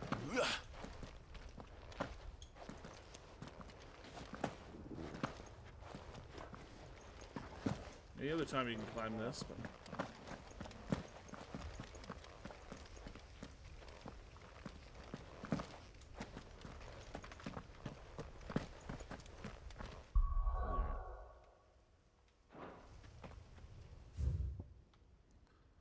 we'll go over here and try it, I guess.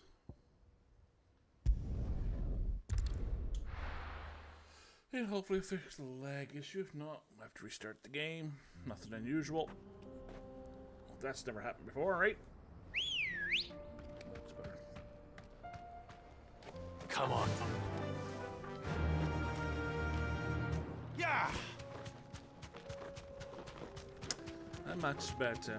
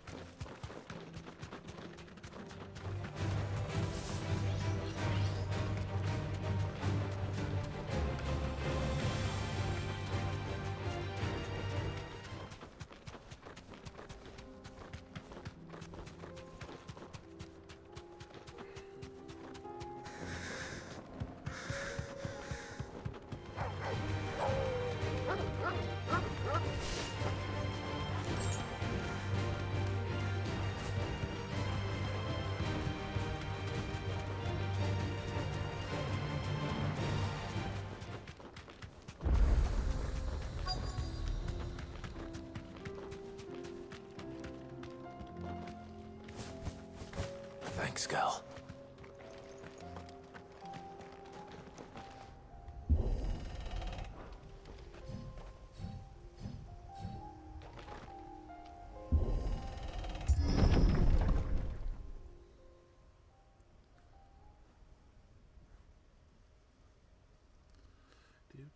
Oh, jeez.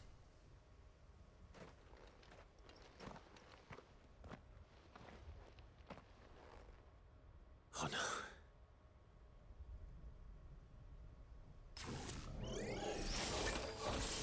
You'll pay for this.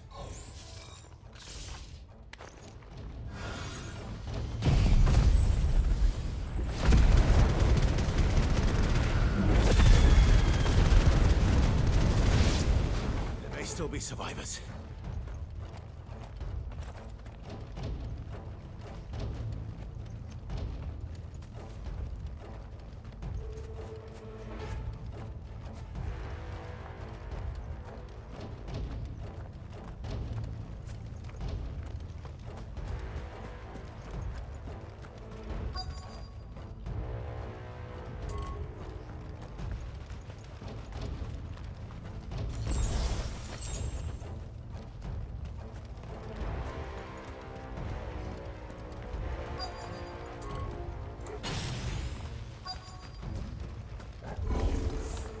Whatever that thing is.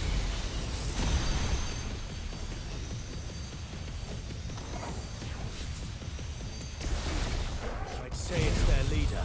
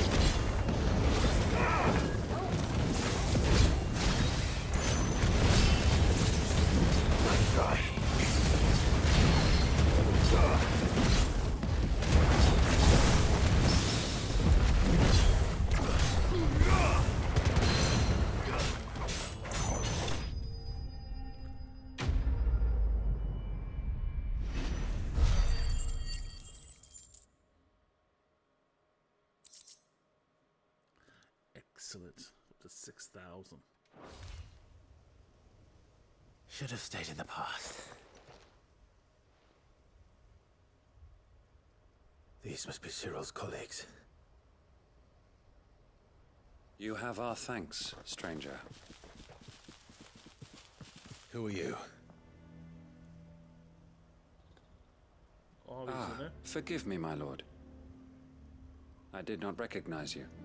You are Lord Rosfield, are you not? We are archaeologians, tasked with surveying this site. When the echoes appeared, our brothers here occupied their attentions. Thanks to them, and to you, we were, for a mercy, able to see our duty to its conclusion. You call that a mercy? Your brothers might still be alive if you put their safety before your duty. Surely this survey wasn't worth dying for. We are charged with uncovering Ultima's origins. A duty of the highest import, as I'm sure you will agree. And you think your dead brothers would agree with you too? I know they would. They gave their lives for the cause, an honor to which all Undying aspire. Now, to what do we owe the honor of your presence, Lord Marquis? Cyril told me of your work here, and I agreed to collect your findings in his stead. I see. That is most kind. Pray, take them then, with our humble thanks. May the Firebird's flame burn ever in your heart, as it does in ours.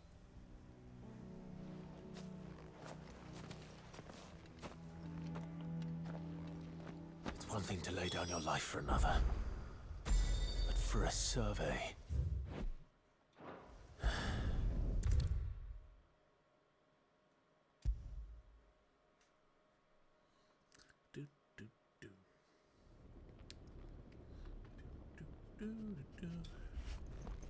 Ah, you are returned, my lord. I collected your colleagues' preliminary findings. Here, take them. There we go. That's better. We had a copyright claim on the last video for some reason. But I fixed it. Didn't take long though. It only took about 20 minutes to fix it. Good.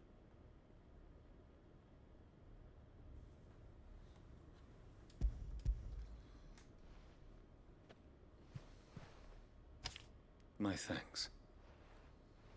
I shall study them, and inform you forthwith if I discover aught that might aid you in your fight against Ultima.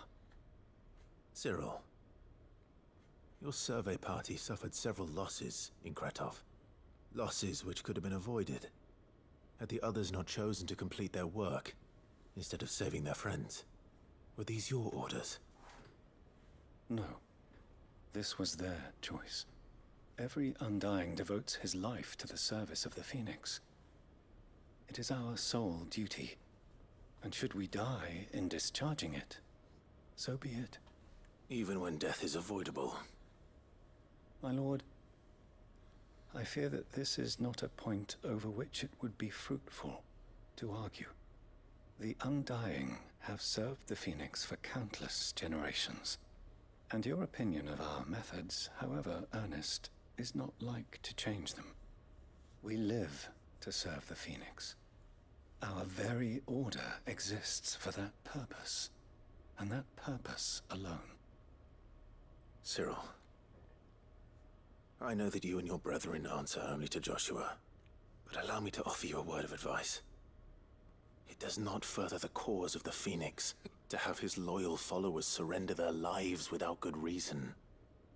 Provide your survey parties with an escort, that they might live to do their duty for years to come.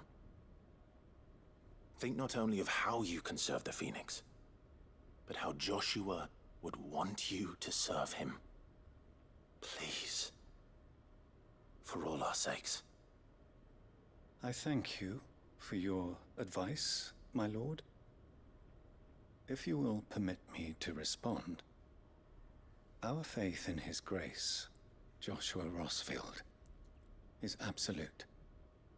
And we of the Undying will do what we believe is right to fulfill our duty unto him. As first shield to the Phoenix, I am sure you understand what it means to do one's duty. I do. Then we are of the same mind. And it is my hope that we may continue to do our duty together.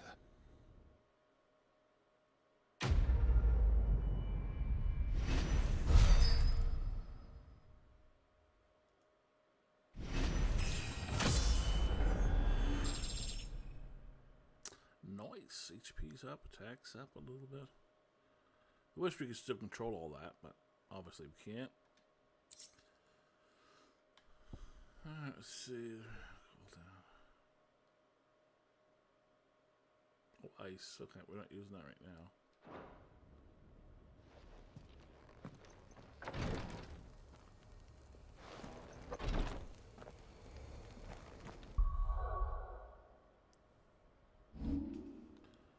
Alright, where's my fire? Right up here.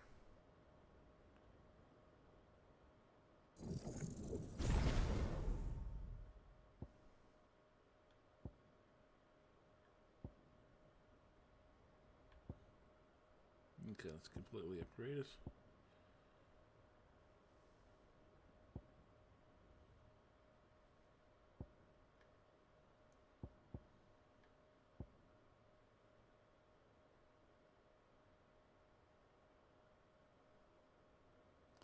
That'd be a nice one to have, but you gotta be watching to make sure you get the right one.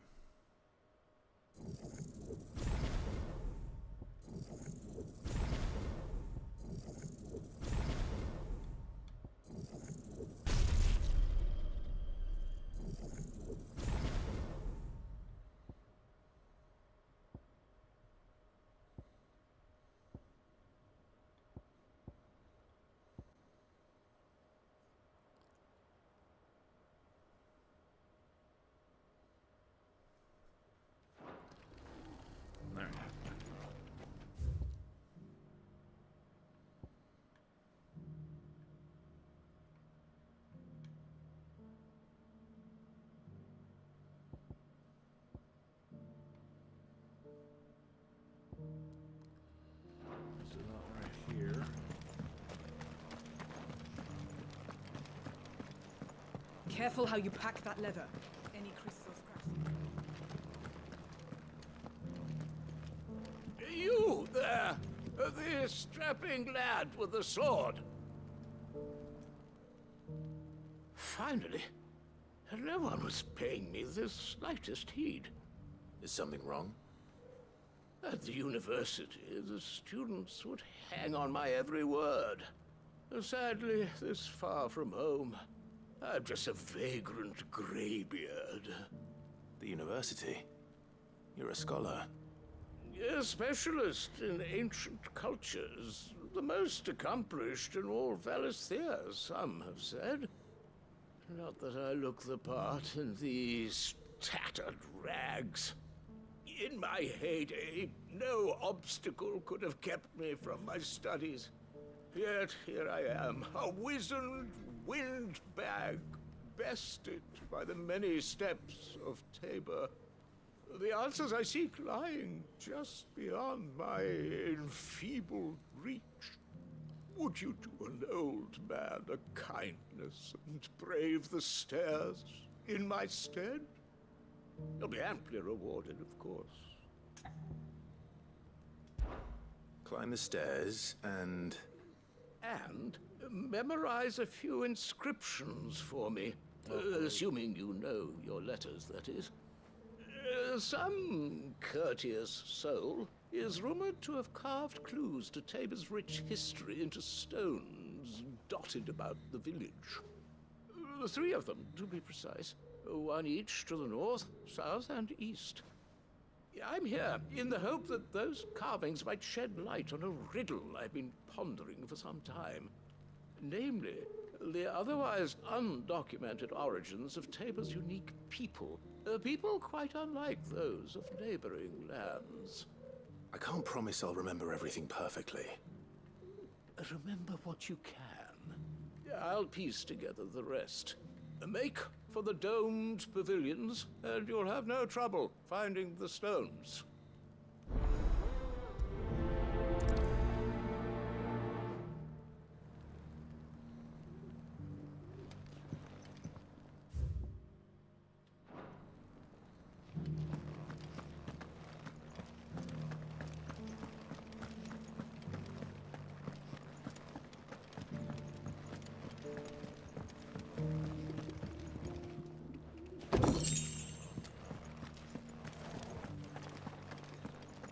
Thank you for the deal, Ed, mister.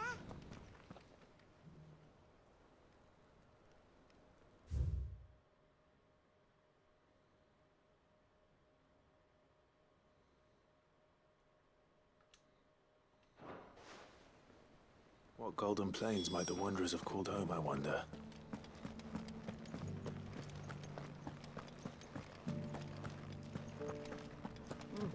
Not a scratch on them.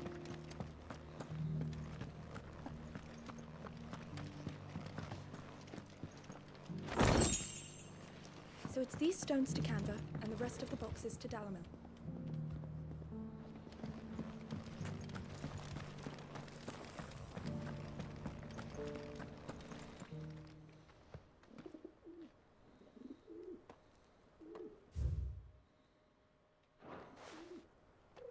No history would be complete without mention of the mother crystals.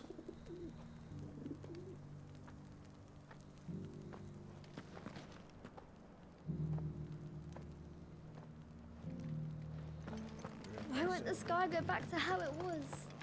I don't like it.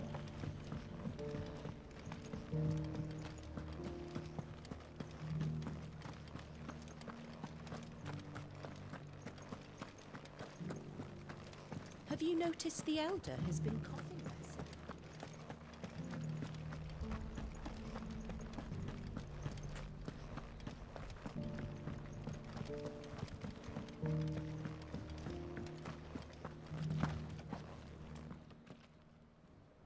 Oh, thanks for likes, guys. I appreciate it. It does help the channel grow a lot. Anyway, yeah.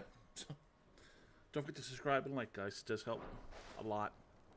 Farmers must have settled here in Tabor. I should speak to the old scholar before I forget everything I've read.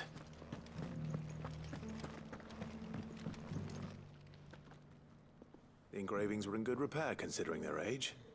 Oh, would that I could have seen for myself. Oh, come, don't tease me now. What did you learn of this place and its people? Let's start with the engraving to the south, shall we? What did it say? Wonderful. Wasn't paying attention, obviously.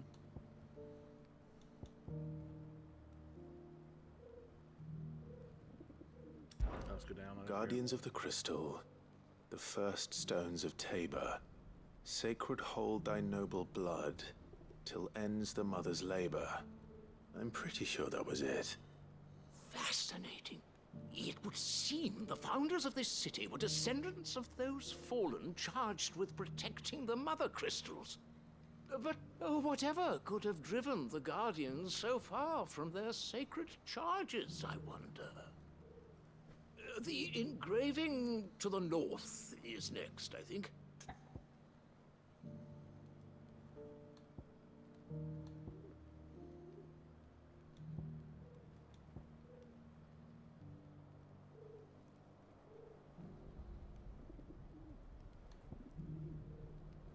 Of course, I can't fucking remember which one it was. Pretty sad.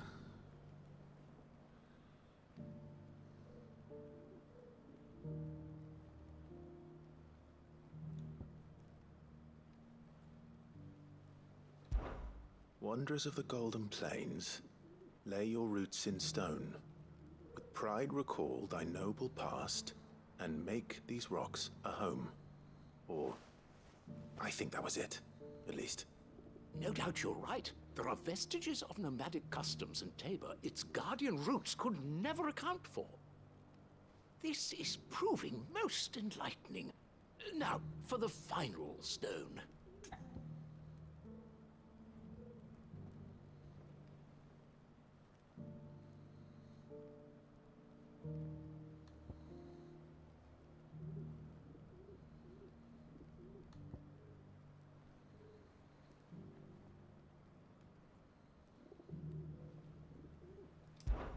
Children of the Hunters, now dancing hand in hand.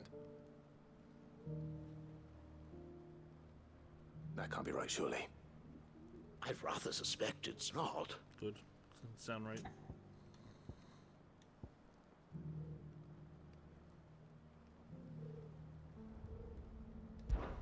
Children of the Hunters, now sworn to serve the sun. Sun worship? That cannot possibly be right. I could have sworn it was something like that. Children of the Hunters, now tillers of the land. Reap her promised blessing, and give praise her gracious hand. That's all three.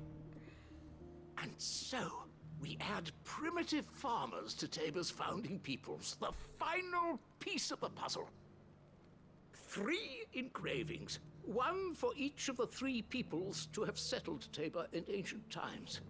Guardians of the Mother Crystal, wanderers from across the plains, and last but certainly not least, hunters turned farmers. Little wonder it was so difficult to trace the roots of Tabor's culture. Those roots reach down through 3 distinct traditions. Nonetheless, one cannot help but wonder why this fact is not better known among scholars, given that the stones stand here for all to see. Too many stairs, perhaps. Ha! Too many by far. Here, and thank you.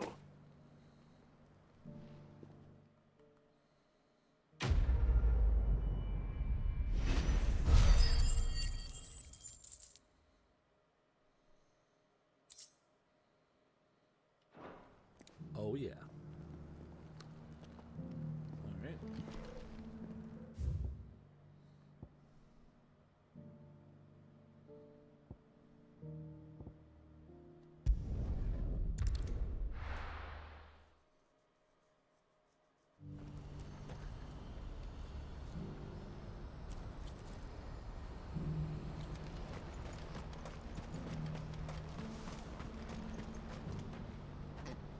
Ah, Clive.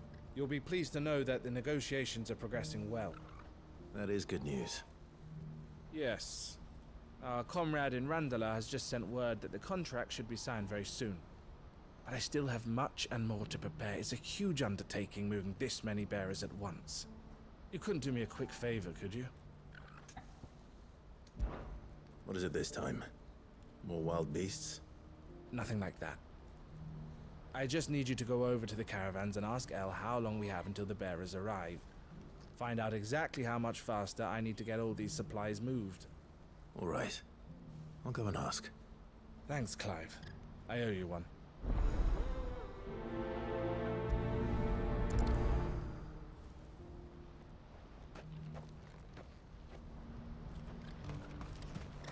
What's happened?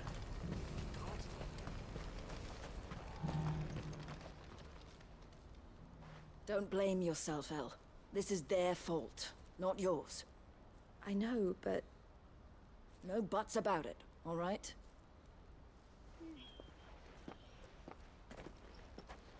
Is something wrong? Vonnie came to give me a message from our intermediary. The talks with the Republican army have fallen through. They've reached an agreement with the Silver Peak Consortium instead. Though prices have fallen of late, we deliberately offered above the going rate to try and deter other bidders. But the Consortium offered double what we did, and the army jumped at the chance. And you had no opportunity to make a counteroffer? None at all. And we were so close. El? What's happened? I saw Vonnie leaving. She didn't look happy. And with good reason.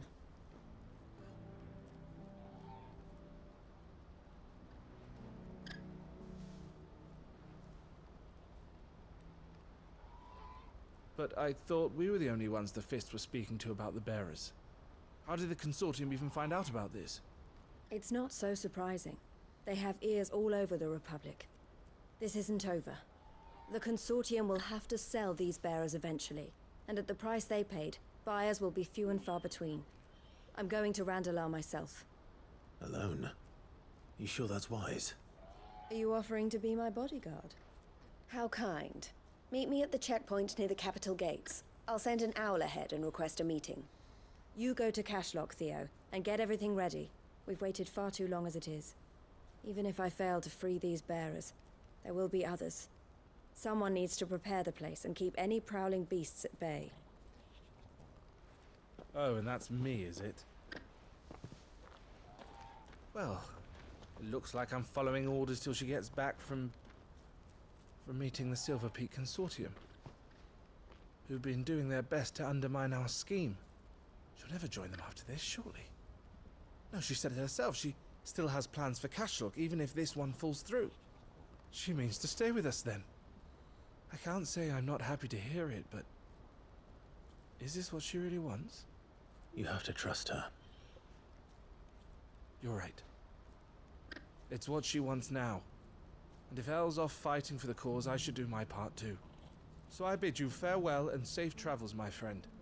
I'll gather my men and leave for Cashlock. We'll make sure the place is well stocked and defended. You go to Randalar and see if you can stop my sister biting the Consortium's heads off. If she won't consider her prospects, someone has to. I'll do my best.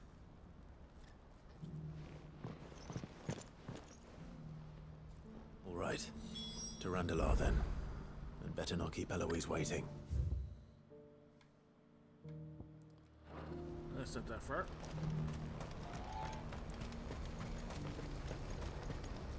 What's happened? Guards at the gate.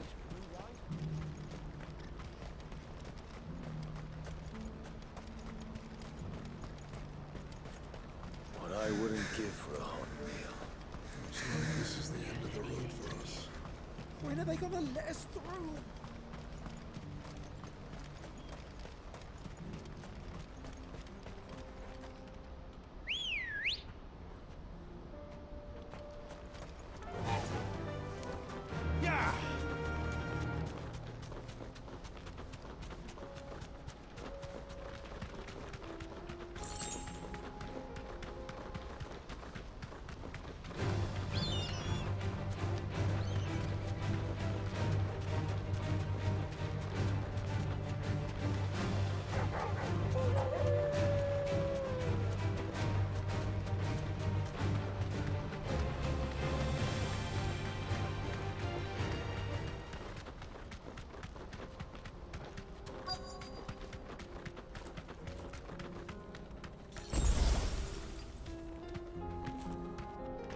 Be safe. I hope I didn't keep you waiting. Did you arrange to speak with the Consortium? Here they are now. You wish to consult with me? I did. It's about the bearers you recently purchased from the Fist. We had all but finished making arrangements to buy them ourselves, and then you stepped into the fray. You misunderstand. The Consortium had an interest in purchasing them from the very first. It was only our regard for you that kept us from bidding. But your hesitancy in accepting our offer to you suggested that the regard was not mutual. And so we resumed our business. I did not hesitate. I am simply not inclined to make such decisions without first giving them due consideration. But what is done is done. Come then. How much do you want for them? Alas, you are too late yet again. We rarely take on such unconventional merchandise without a purchaser in mind. The bearers belong to him now. Who is your buyer? A trader from across the water. A most demanding fellow, if it's any consolation. He insisted the bearers be fed, dressed, even given their own bunks for the voyage over. That's what you get when you deal with continental types. I wouldn't know. Oh yes, the culture on the continent is quite different to ours. They pay good money for bearers not fit for the knacker's yard, and treat them like kings. But as long as they pay... That does sound unusual. No matter then. If they've already left our shores, there's little that can be done. Allow me to withdraw my interest. And with it, my interest in joining your organization. My associates will be sorry to hear that.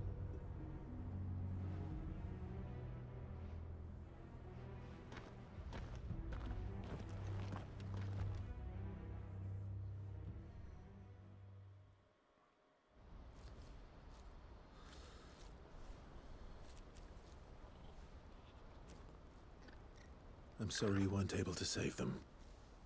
As am I. But I only have myself to blame. He was right, you see. The Silver Peak Consortium did intend to buy those bearers before I did. Their representative hinted at a possible purchase when he came to recruit me. I feigned interest in joining them in the hope he might be encouraged to tell me more, and he did just that. As soon as he left, I sent my own offer to Randalar. So you never... No. I entertained the Consortium's proposal solely so I could learn more about those bearers. But I was a fool to think they wouldn't find out.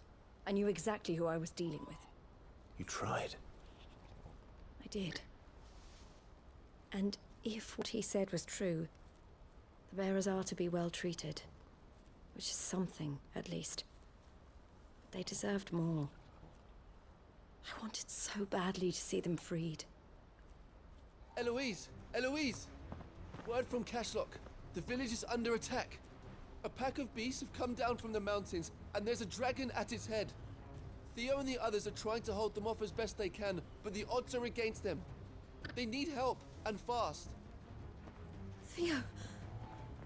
I'll go on ahead. Thank you, Clive. I'll gather some men and join you there. Just... make sure he's safe.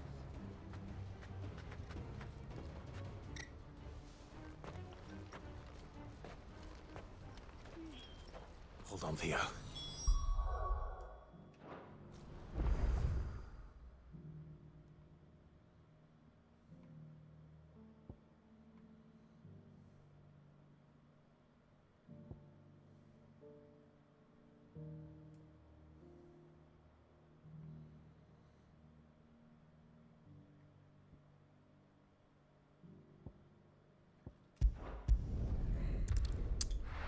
Oh, yeah.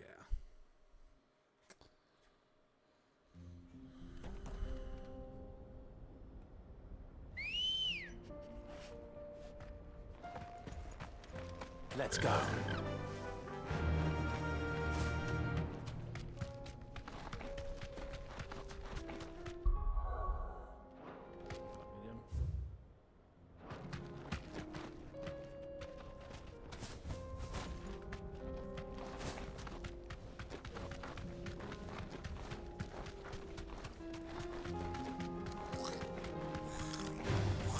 Time to fight.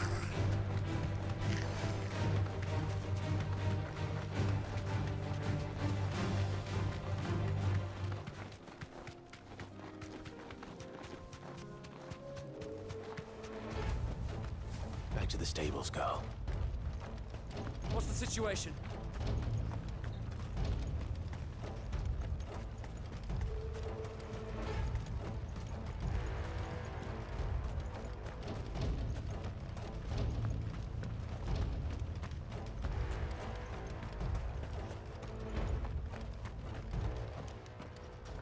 Where's Theodore? Upriver! He led the dragon that way to keep it from the village, but the whole area's flooded with ether. We just have to pray he makes it out in one piece. I can do better than that. Torgal, with me.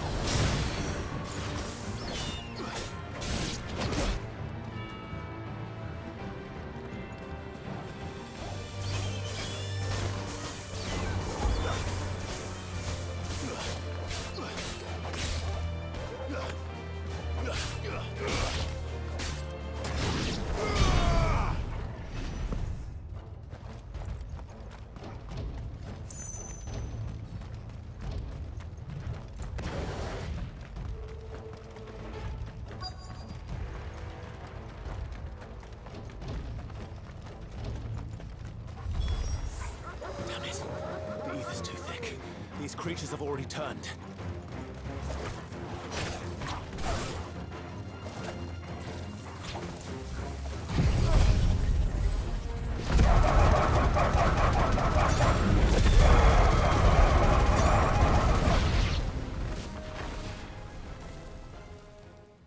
I can't waste any more time. I need to find Theodore before that dragon does.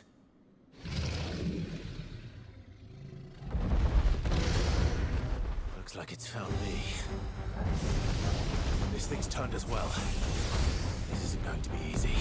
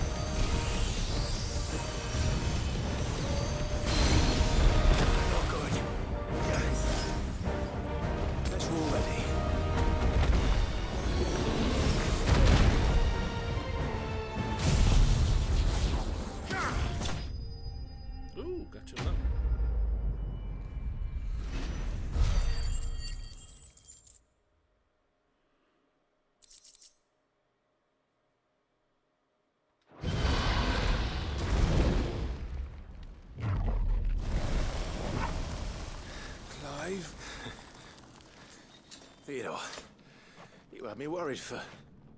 He's fucked.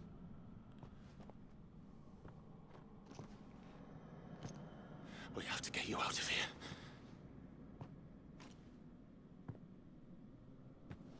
I think it might be a little too late for that.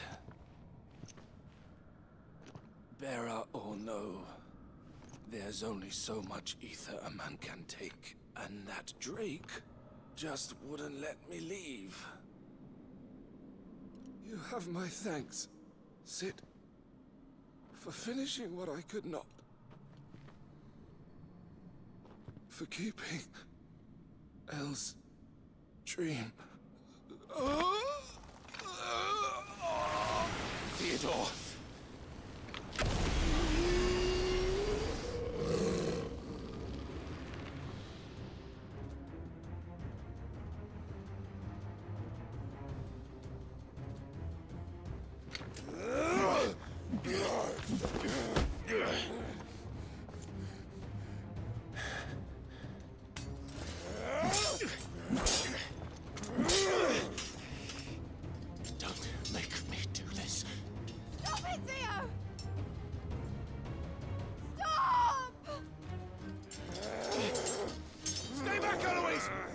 understand. And so will you.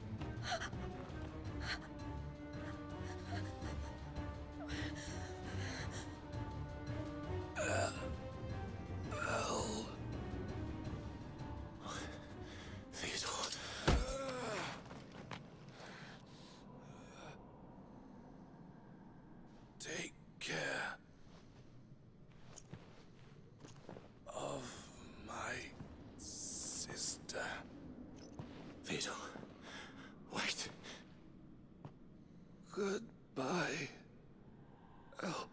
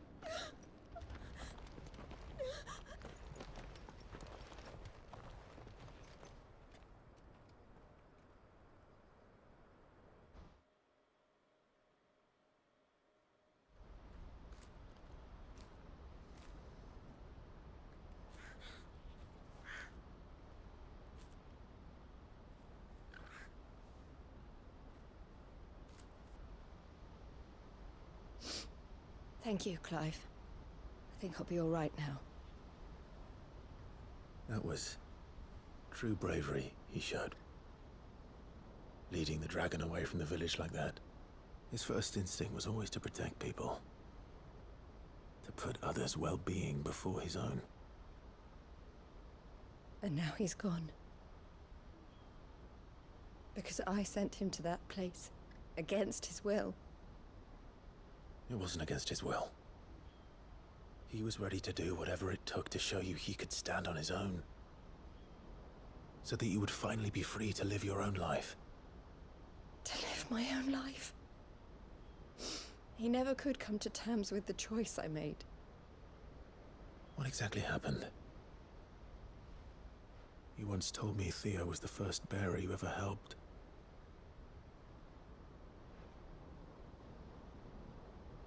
We grew up in Canva. We were born to one of the great trading houses. And I was chosen to inherit the family business. I had my father's head for figures, you see. Theo did not. While I studied the art of commerce, he played at soldiers instead.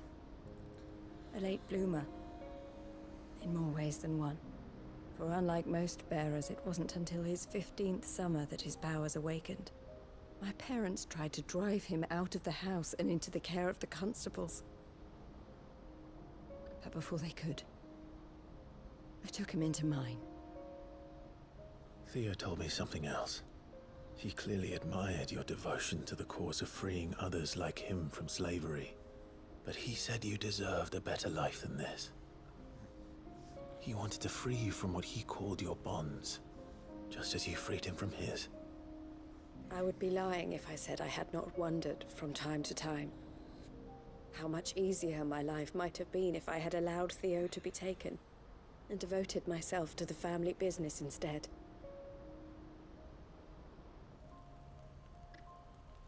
But I have never regretted the decision I made. Being with my brother meant more to me than tradition or reputation. I only had to look at him to remind myself of that night and the choice I made and the fact that I would make the same choice again in a heartbeat.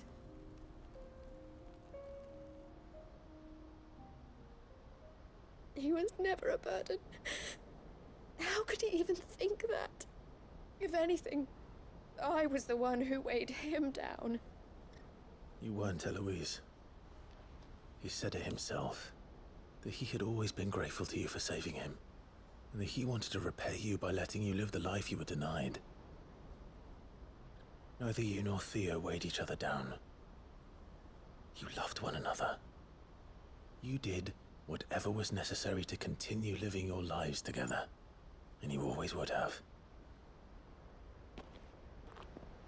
You're right. All I ever wanted. All I ever did. It was so we could be together. Oh, Theo. Why did you have to...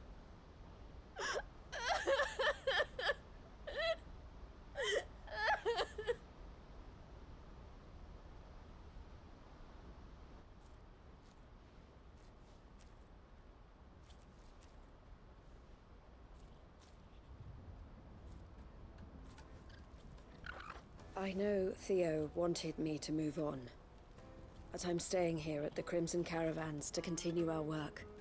We can make a difference here. We can help people, save them. I need nothing more from life than that. So I'll carry on doing what we do, ensuring that goods, people, bearers get where they need to be, bringing smiles to people's faces just like we always have, and to Theo's. Wherever he is. This is the life I have chosen. The life I will always choose. I've made a choice of my own. To continue helping you however I can. Whenever you need it.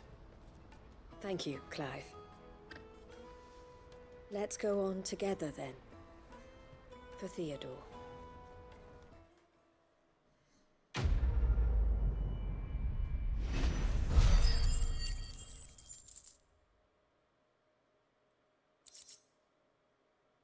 Oh, yeah.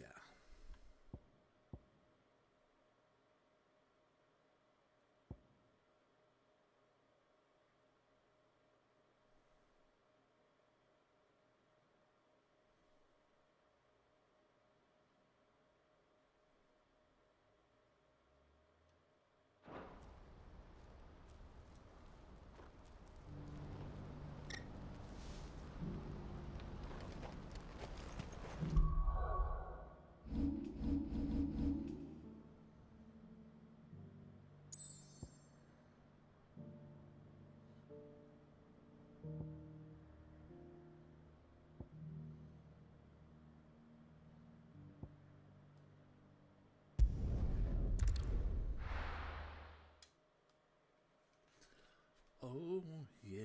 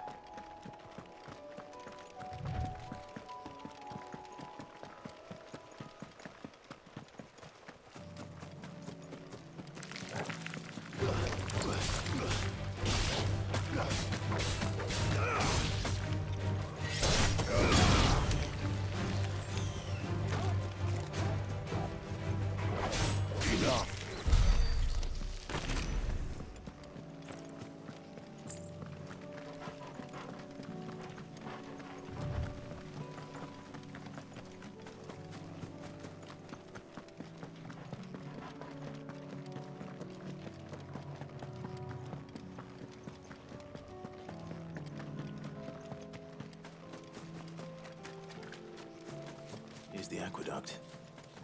Now to find our stone wart. Yote mentioned blood-red petal. Just my luck. I won't be picking anything till they're gone.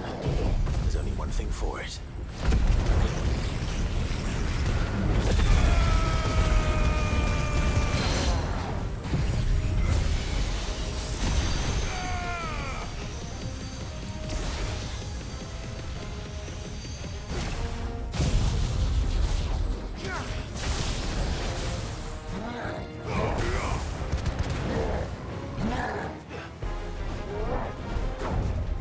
Nice try.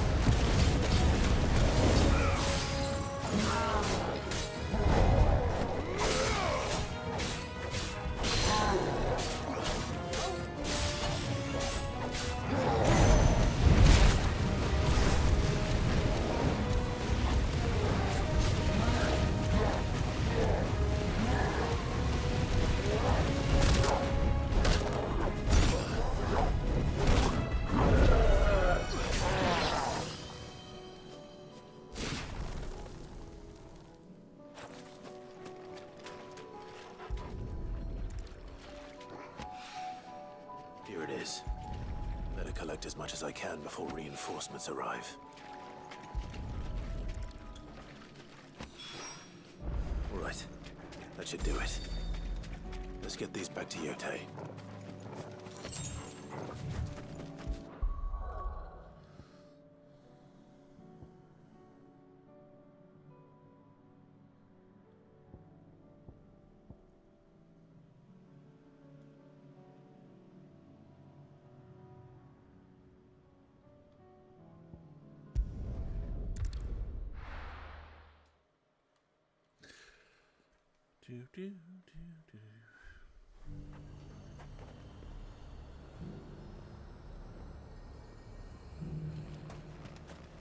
The Dominion's all but done for. Then it's lucky we stayed here. Was that shouting I heard from the barracks?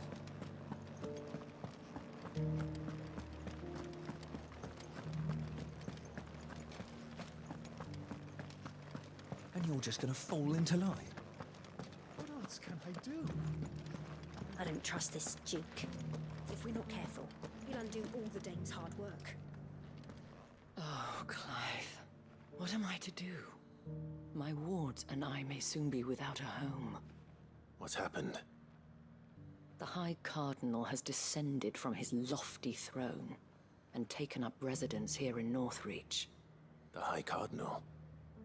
Leader of the Council of Elders, second only to his Radiance at the head of the Imperial government. Not that any of those things still exist. Now he goes by his noble title, the Duke of Oriflamme. And what does he want with Northreach? He wants to transform it into a military stronghold, a foundation upon which to build a new Sambrec. He's already secured the support of the various army remnants, with promises that they shall be afforded the respect they deserve in his empire. One built on the confiscated property of the people. He would rob the populace to pay for it. Believe me, I have used every means of persuasion to discourage him from this folly. But for whatever reason, he will not listen to me. What does Captain Philippe make of this? When the town was under attack, it was him the soldiers rallied around. Couldn't he use that influence again? How? By speaking out against one of the most powerful men in Sambrec. A man whose stated aim is to revive the empire Philippe's comrades swore to serve, and to improve the soldiers' lot within it. The captain can offer them a regular supply of gruel, and an occasional trip to the Vale to help them forget the terrors they face each day. The Duke offers them a vision of strength and safety. No. Any attempt to incite mutiny would cost Philippe the support of his men, if it did not cost him his life. But given the mood around town, mutiny may yet be unavoidable. The people have little appetite for further deprivation, least of all when it serves only to elevate others. And who could blame them? Clive, would you appeal to the Duke on my behalf?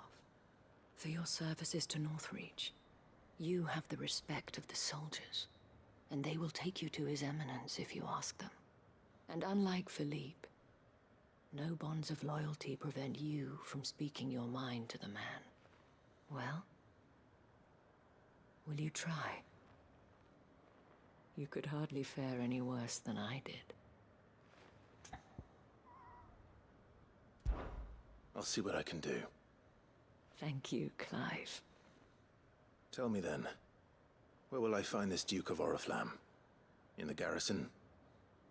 Overseeing the troops, yes. All right. Wish me luck.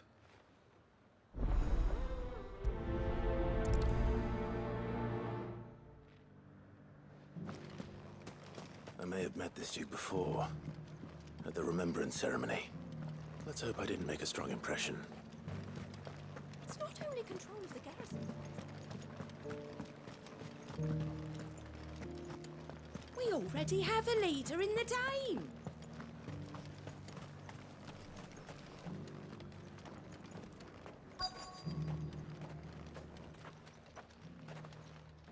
Halt! Oh, sorry about that. You're the dame's man, aren't you? You got some business with the captain? No, actually. With the Duke. I was hoping I might be able to speak with him. We're under orders not to let any civilians pass. But you should be all right. His Eminence has heard all about you and your heroics. Wait here. I'll go and ask.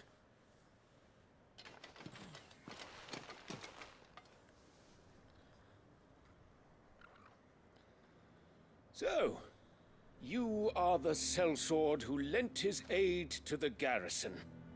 The Empire owes you a debt, and I shall see it repaid. But tell me, is it wealth that you seek, or favor? Neither, Your Eminence. I thought only to inquire about your plan to turn Northreach into a stronghold. Ah, I see. You are worried the expanded garrison will render your services redundant. Yet you needn't be. A proud fighting man like yourself shall always have a place here. Pride of place, in fact. For too long has the contribution of the noble soldier been under-reckoned. But no more. For it is they who shall see the Holy Empire rebuilt, beginning right here in Northreach. Why here, Your Eminence? The town has been fortunate enough to escape largely unscathed from the recent troubles. Her defenses are sound, and her garrison well prepared. Which is more than can be said for Oriflamme or Twinside. The Empire wants for a capital, and I believe Northreach to be the perfect place. With Caer Norvent as her citadel. Once we have seen to the refortification of both the town and the castle, we need only build a wall around both to create a city that would be the envy of the twins. Plans are already underway for the construction. Soon enough, these thralls shall learn that they are no match for the might of Sanbreque. I fear you underestimate how dangerous these creatures are, Your Eminence. Should they return in force, you will need all the people of Northreach to come together in defense of the town. Something they may be loath to do if they've been deprived of their worldly goods. The people will do as their leaders command. If Sanbreque is to be rebuilt, she will require a functioning government. One whose authority is beyond question. That is why this levy is necessary. So that any man who wishes to join the army might do so and be fed, outfitted, and paid as befits a defender of the Empire. And yet there are those who persist in peddling the treasonous lie that I seek to steal from the people and drive them from their homes. I suspect they're afraid of losing what little they have left. Precisely. The common folk have little and less, and you mean to deprive them of even that. You would sow the seeds of your new empire in your own salted earth. Sabine, we have discussed this. Yes, and I told you then how putting the empire before her citizens would lead only to revolt. Without an empire, there are no citizens. And in yours, there will be only beggars. Is that what Griga wills for her people? Do not take her name in vain, Sabine. I'll come back later. Somebody get a tongue lashing. The citizens' revolt. I wonder what the people really think of the Duke's plan. It wouldn't hurt to ask them, I suppose. Let's begin with those on the other side of the wall.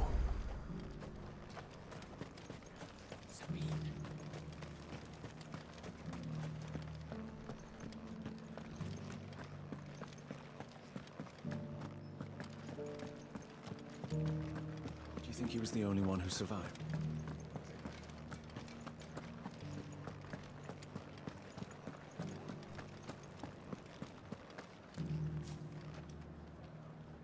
All right there. What is it you're after, sir? Just your opinion, actually. I wondered what you thought of the Duke of Oriflamme. Oh, him. Not much.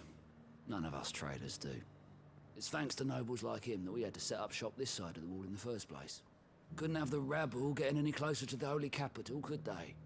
And now he's trying to drive us out completely, threatening to take everything we got from us if we don't clear off.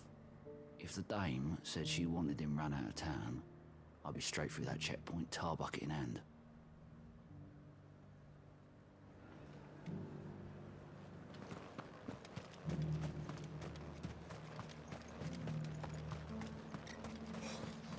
How'd you think I would be lying under a pile of rubble in Twins?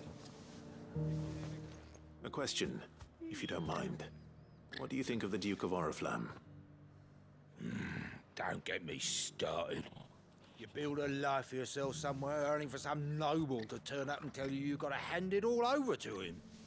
If he thinks his name and his chains give him the right to empty our purses, he's in for a rude awakening. We'll do whatever it takes to keep what's ours. Whatever it takes.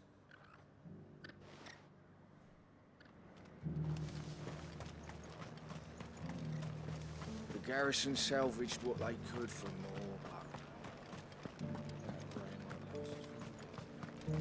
Sell anything today? As much as you, I'll wager.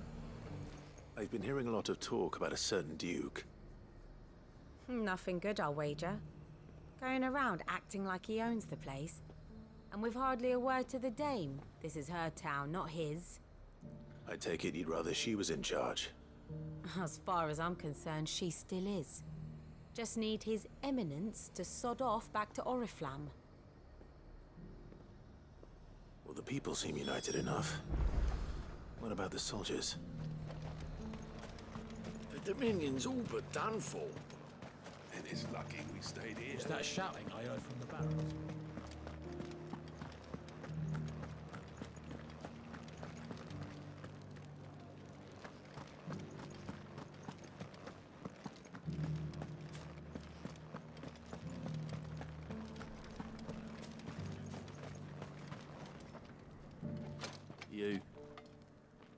You're the one who was talking to His Eminence. On the dame's behalf, yes. I was trying to persuade him not to take the people's goodwill for granted, but it seems my words fell on deaf ears. What do you think of his plans? I'm a soldier, mate. He tells me what to do, not the other way round. Listen, I've got nothing but respect for the dame, but I've got a family to look after. That's where my loyalties lie, not with the town or the Empire, but with my wife and children. If the Duke can get us cement and the equipment we need to fight off those blue-skinned bastards, I don't care how he does it.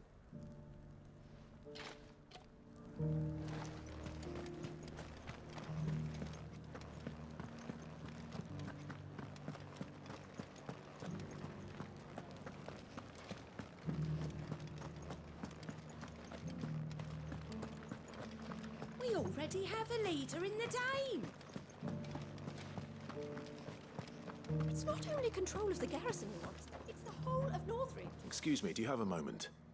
I wondered if you'd mind sharing your thoughts on the Duke of Oriflamme.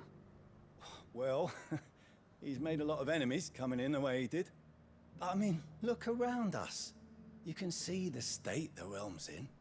The traders might not like having the screws put on them, but if they volunteered a few more of their hard-earned gil before things got bad, maybe they wouldn't have to. I think the Duke's got a point when he says rebuilding the Empire's the best way of making sure we're all protected.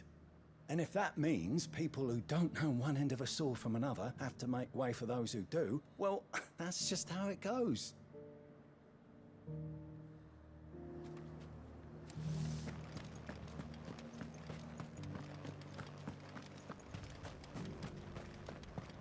Well, what do you think? What do I think?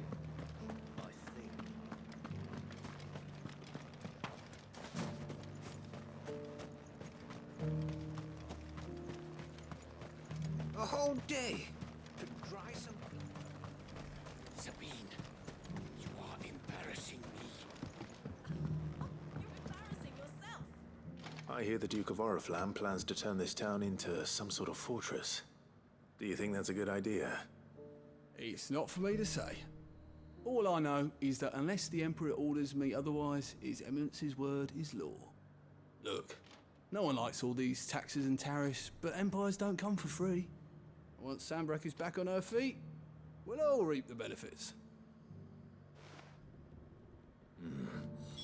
Let's see what Philippe makes of all this.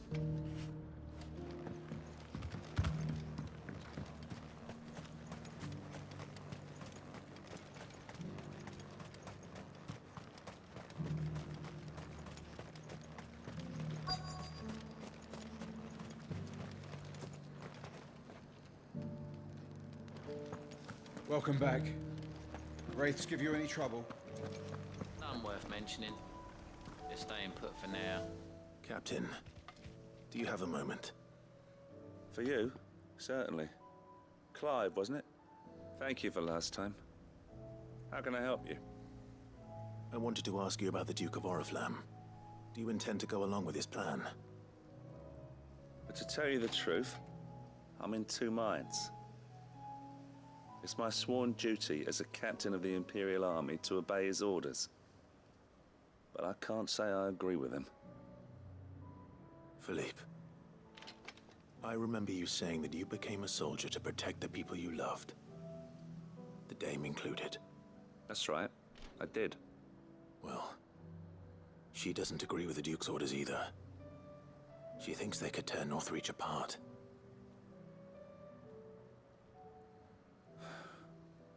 And she's probably right. Thank you, Clive. I know what I need to do now. Protecting the people I love is what matters. Doesn't matter how. Well, duty calls, so I better go. Thanks again.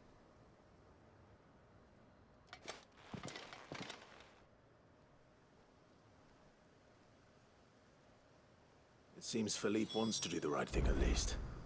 I expect Isabel will be pleased to hear that, if nothing else.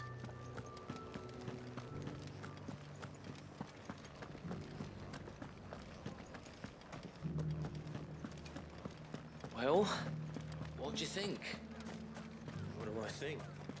I think...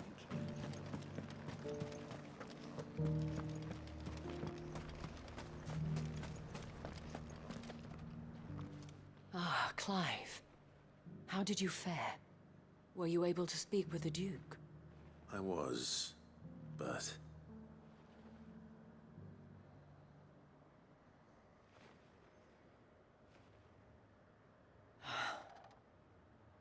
So Northreach is to be a fortress after all. Well, it will certainly help to hold back the thralls. There's no denying that. Though I doubt it will come as much consolation to the townspeople whose worldly goods are confiscated to pay for it. They deserve to be heard, Clive. To have a say in this new empire the Duke means to build. Sadly, His Eminence values their obedience more than their opinions, and hopes to reassert the authority of the state. I fear he sees the people as mere pawns on his chessboard to be sacrificed for the greater good. Needless to say, they themselves are of a different opinion, and would rather their destinies were in your hands. The soldiers, meanwhile, are content to follow their orders. And not just because of the Duke's rank, but because of his vision. I thought as much. Had I sworn to protect Sanbreque, I dare say I too would want nothing more than to see it rise from the ashes. Thank you for trying. But the battle is lost. I don't know about that. What happened to your uniform? I handed it in, along with my resignation. Told the lads I wished them well, but that I owe it to those I love to call it a day. But why? Because I realize what really matters to me. Not following some nobleman's orders for the sake of it, but protecting what I care about. Protecting Northreach. I honestly don't know when those monsters will return, but I'm certain they're not finished with us yet. And when they do come back, we need to be ready for them. We need to stand together, all of us. And with you to lead us, milady, I reckon we can do it. It was you who finally convinced me, Clive.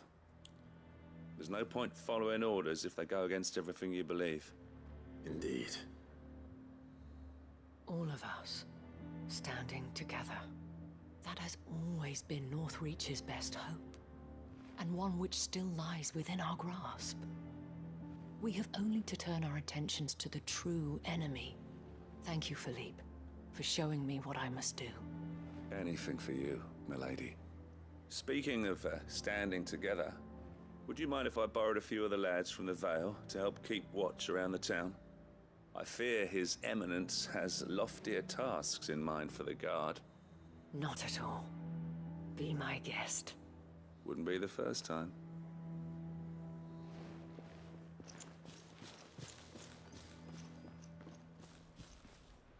There may be hope for Northreach yet, especially with men like you and Philippe to champion our cause. I, for my part, shall continue to work upon the Duke, in the stubborn belief that I might still tempt him into joining hands. But I suspect I shall have to call upon your aid again. Until then, Clive. Until then.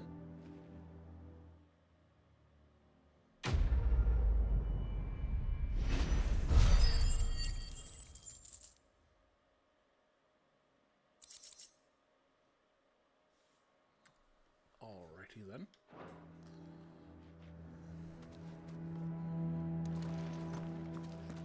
That one's locked.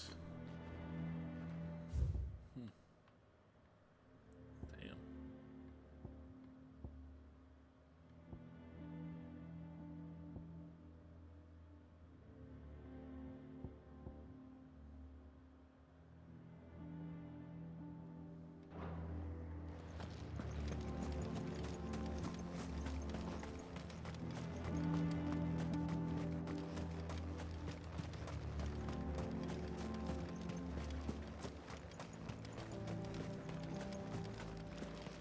Welcome back. Wraiths give you any trouble? None worth mentioning. They're staying put. For now.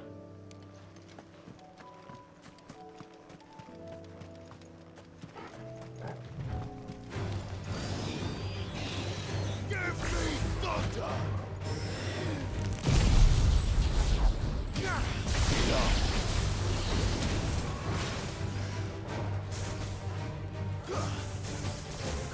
You're finished.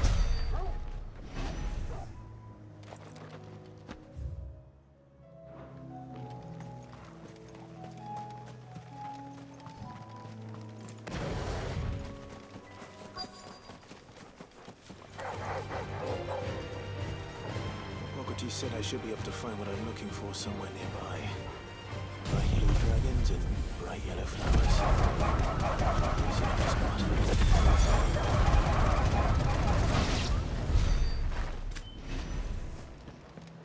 Yellow.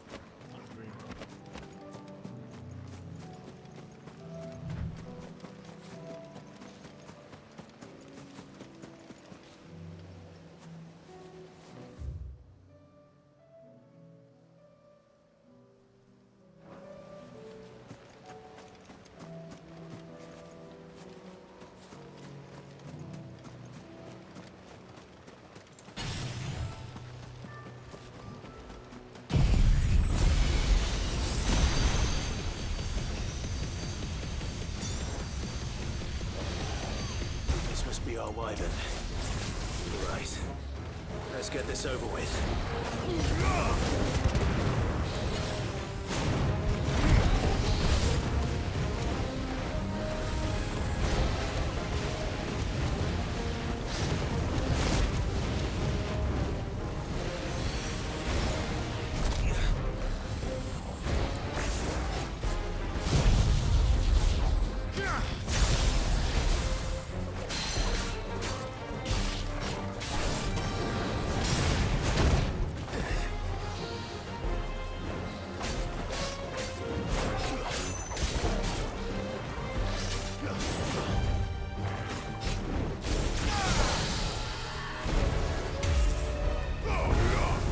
It's over. Oh yeah.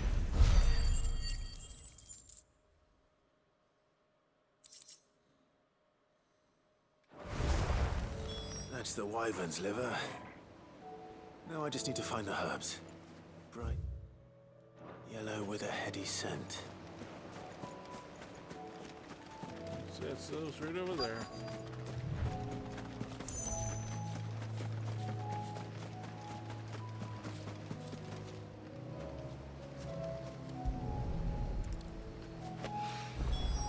I think that's everything Molly needs to resurrect her recipe. Better head back. Okay.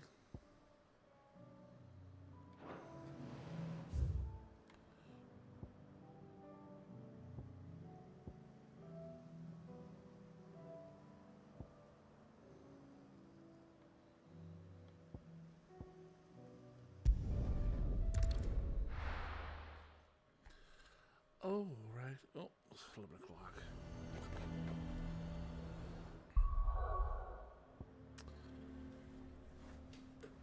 Oh, Lord.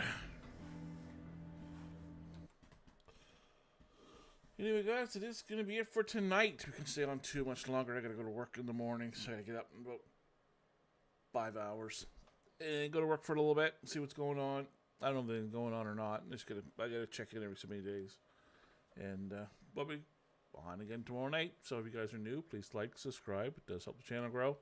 I think it's 97% all the new people coming in. Anyway, always trying to have fun. And we'll see you tomorrow. Thanks, everybody.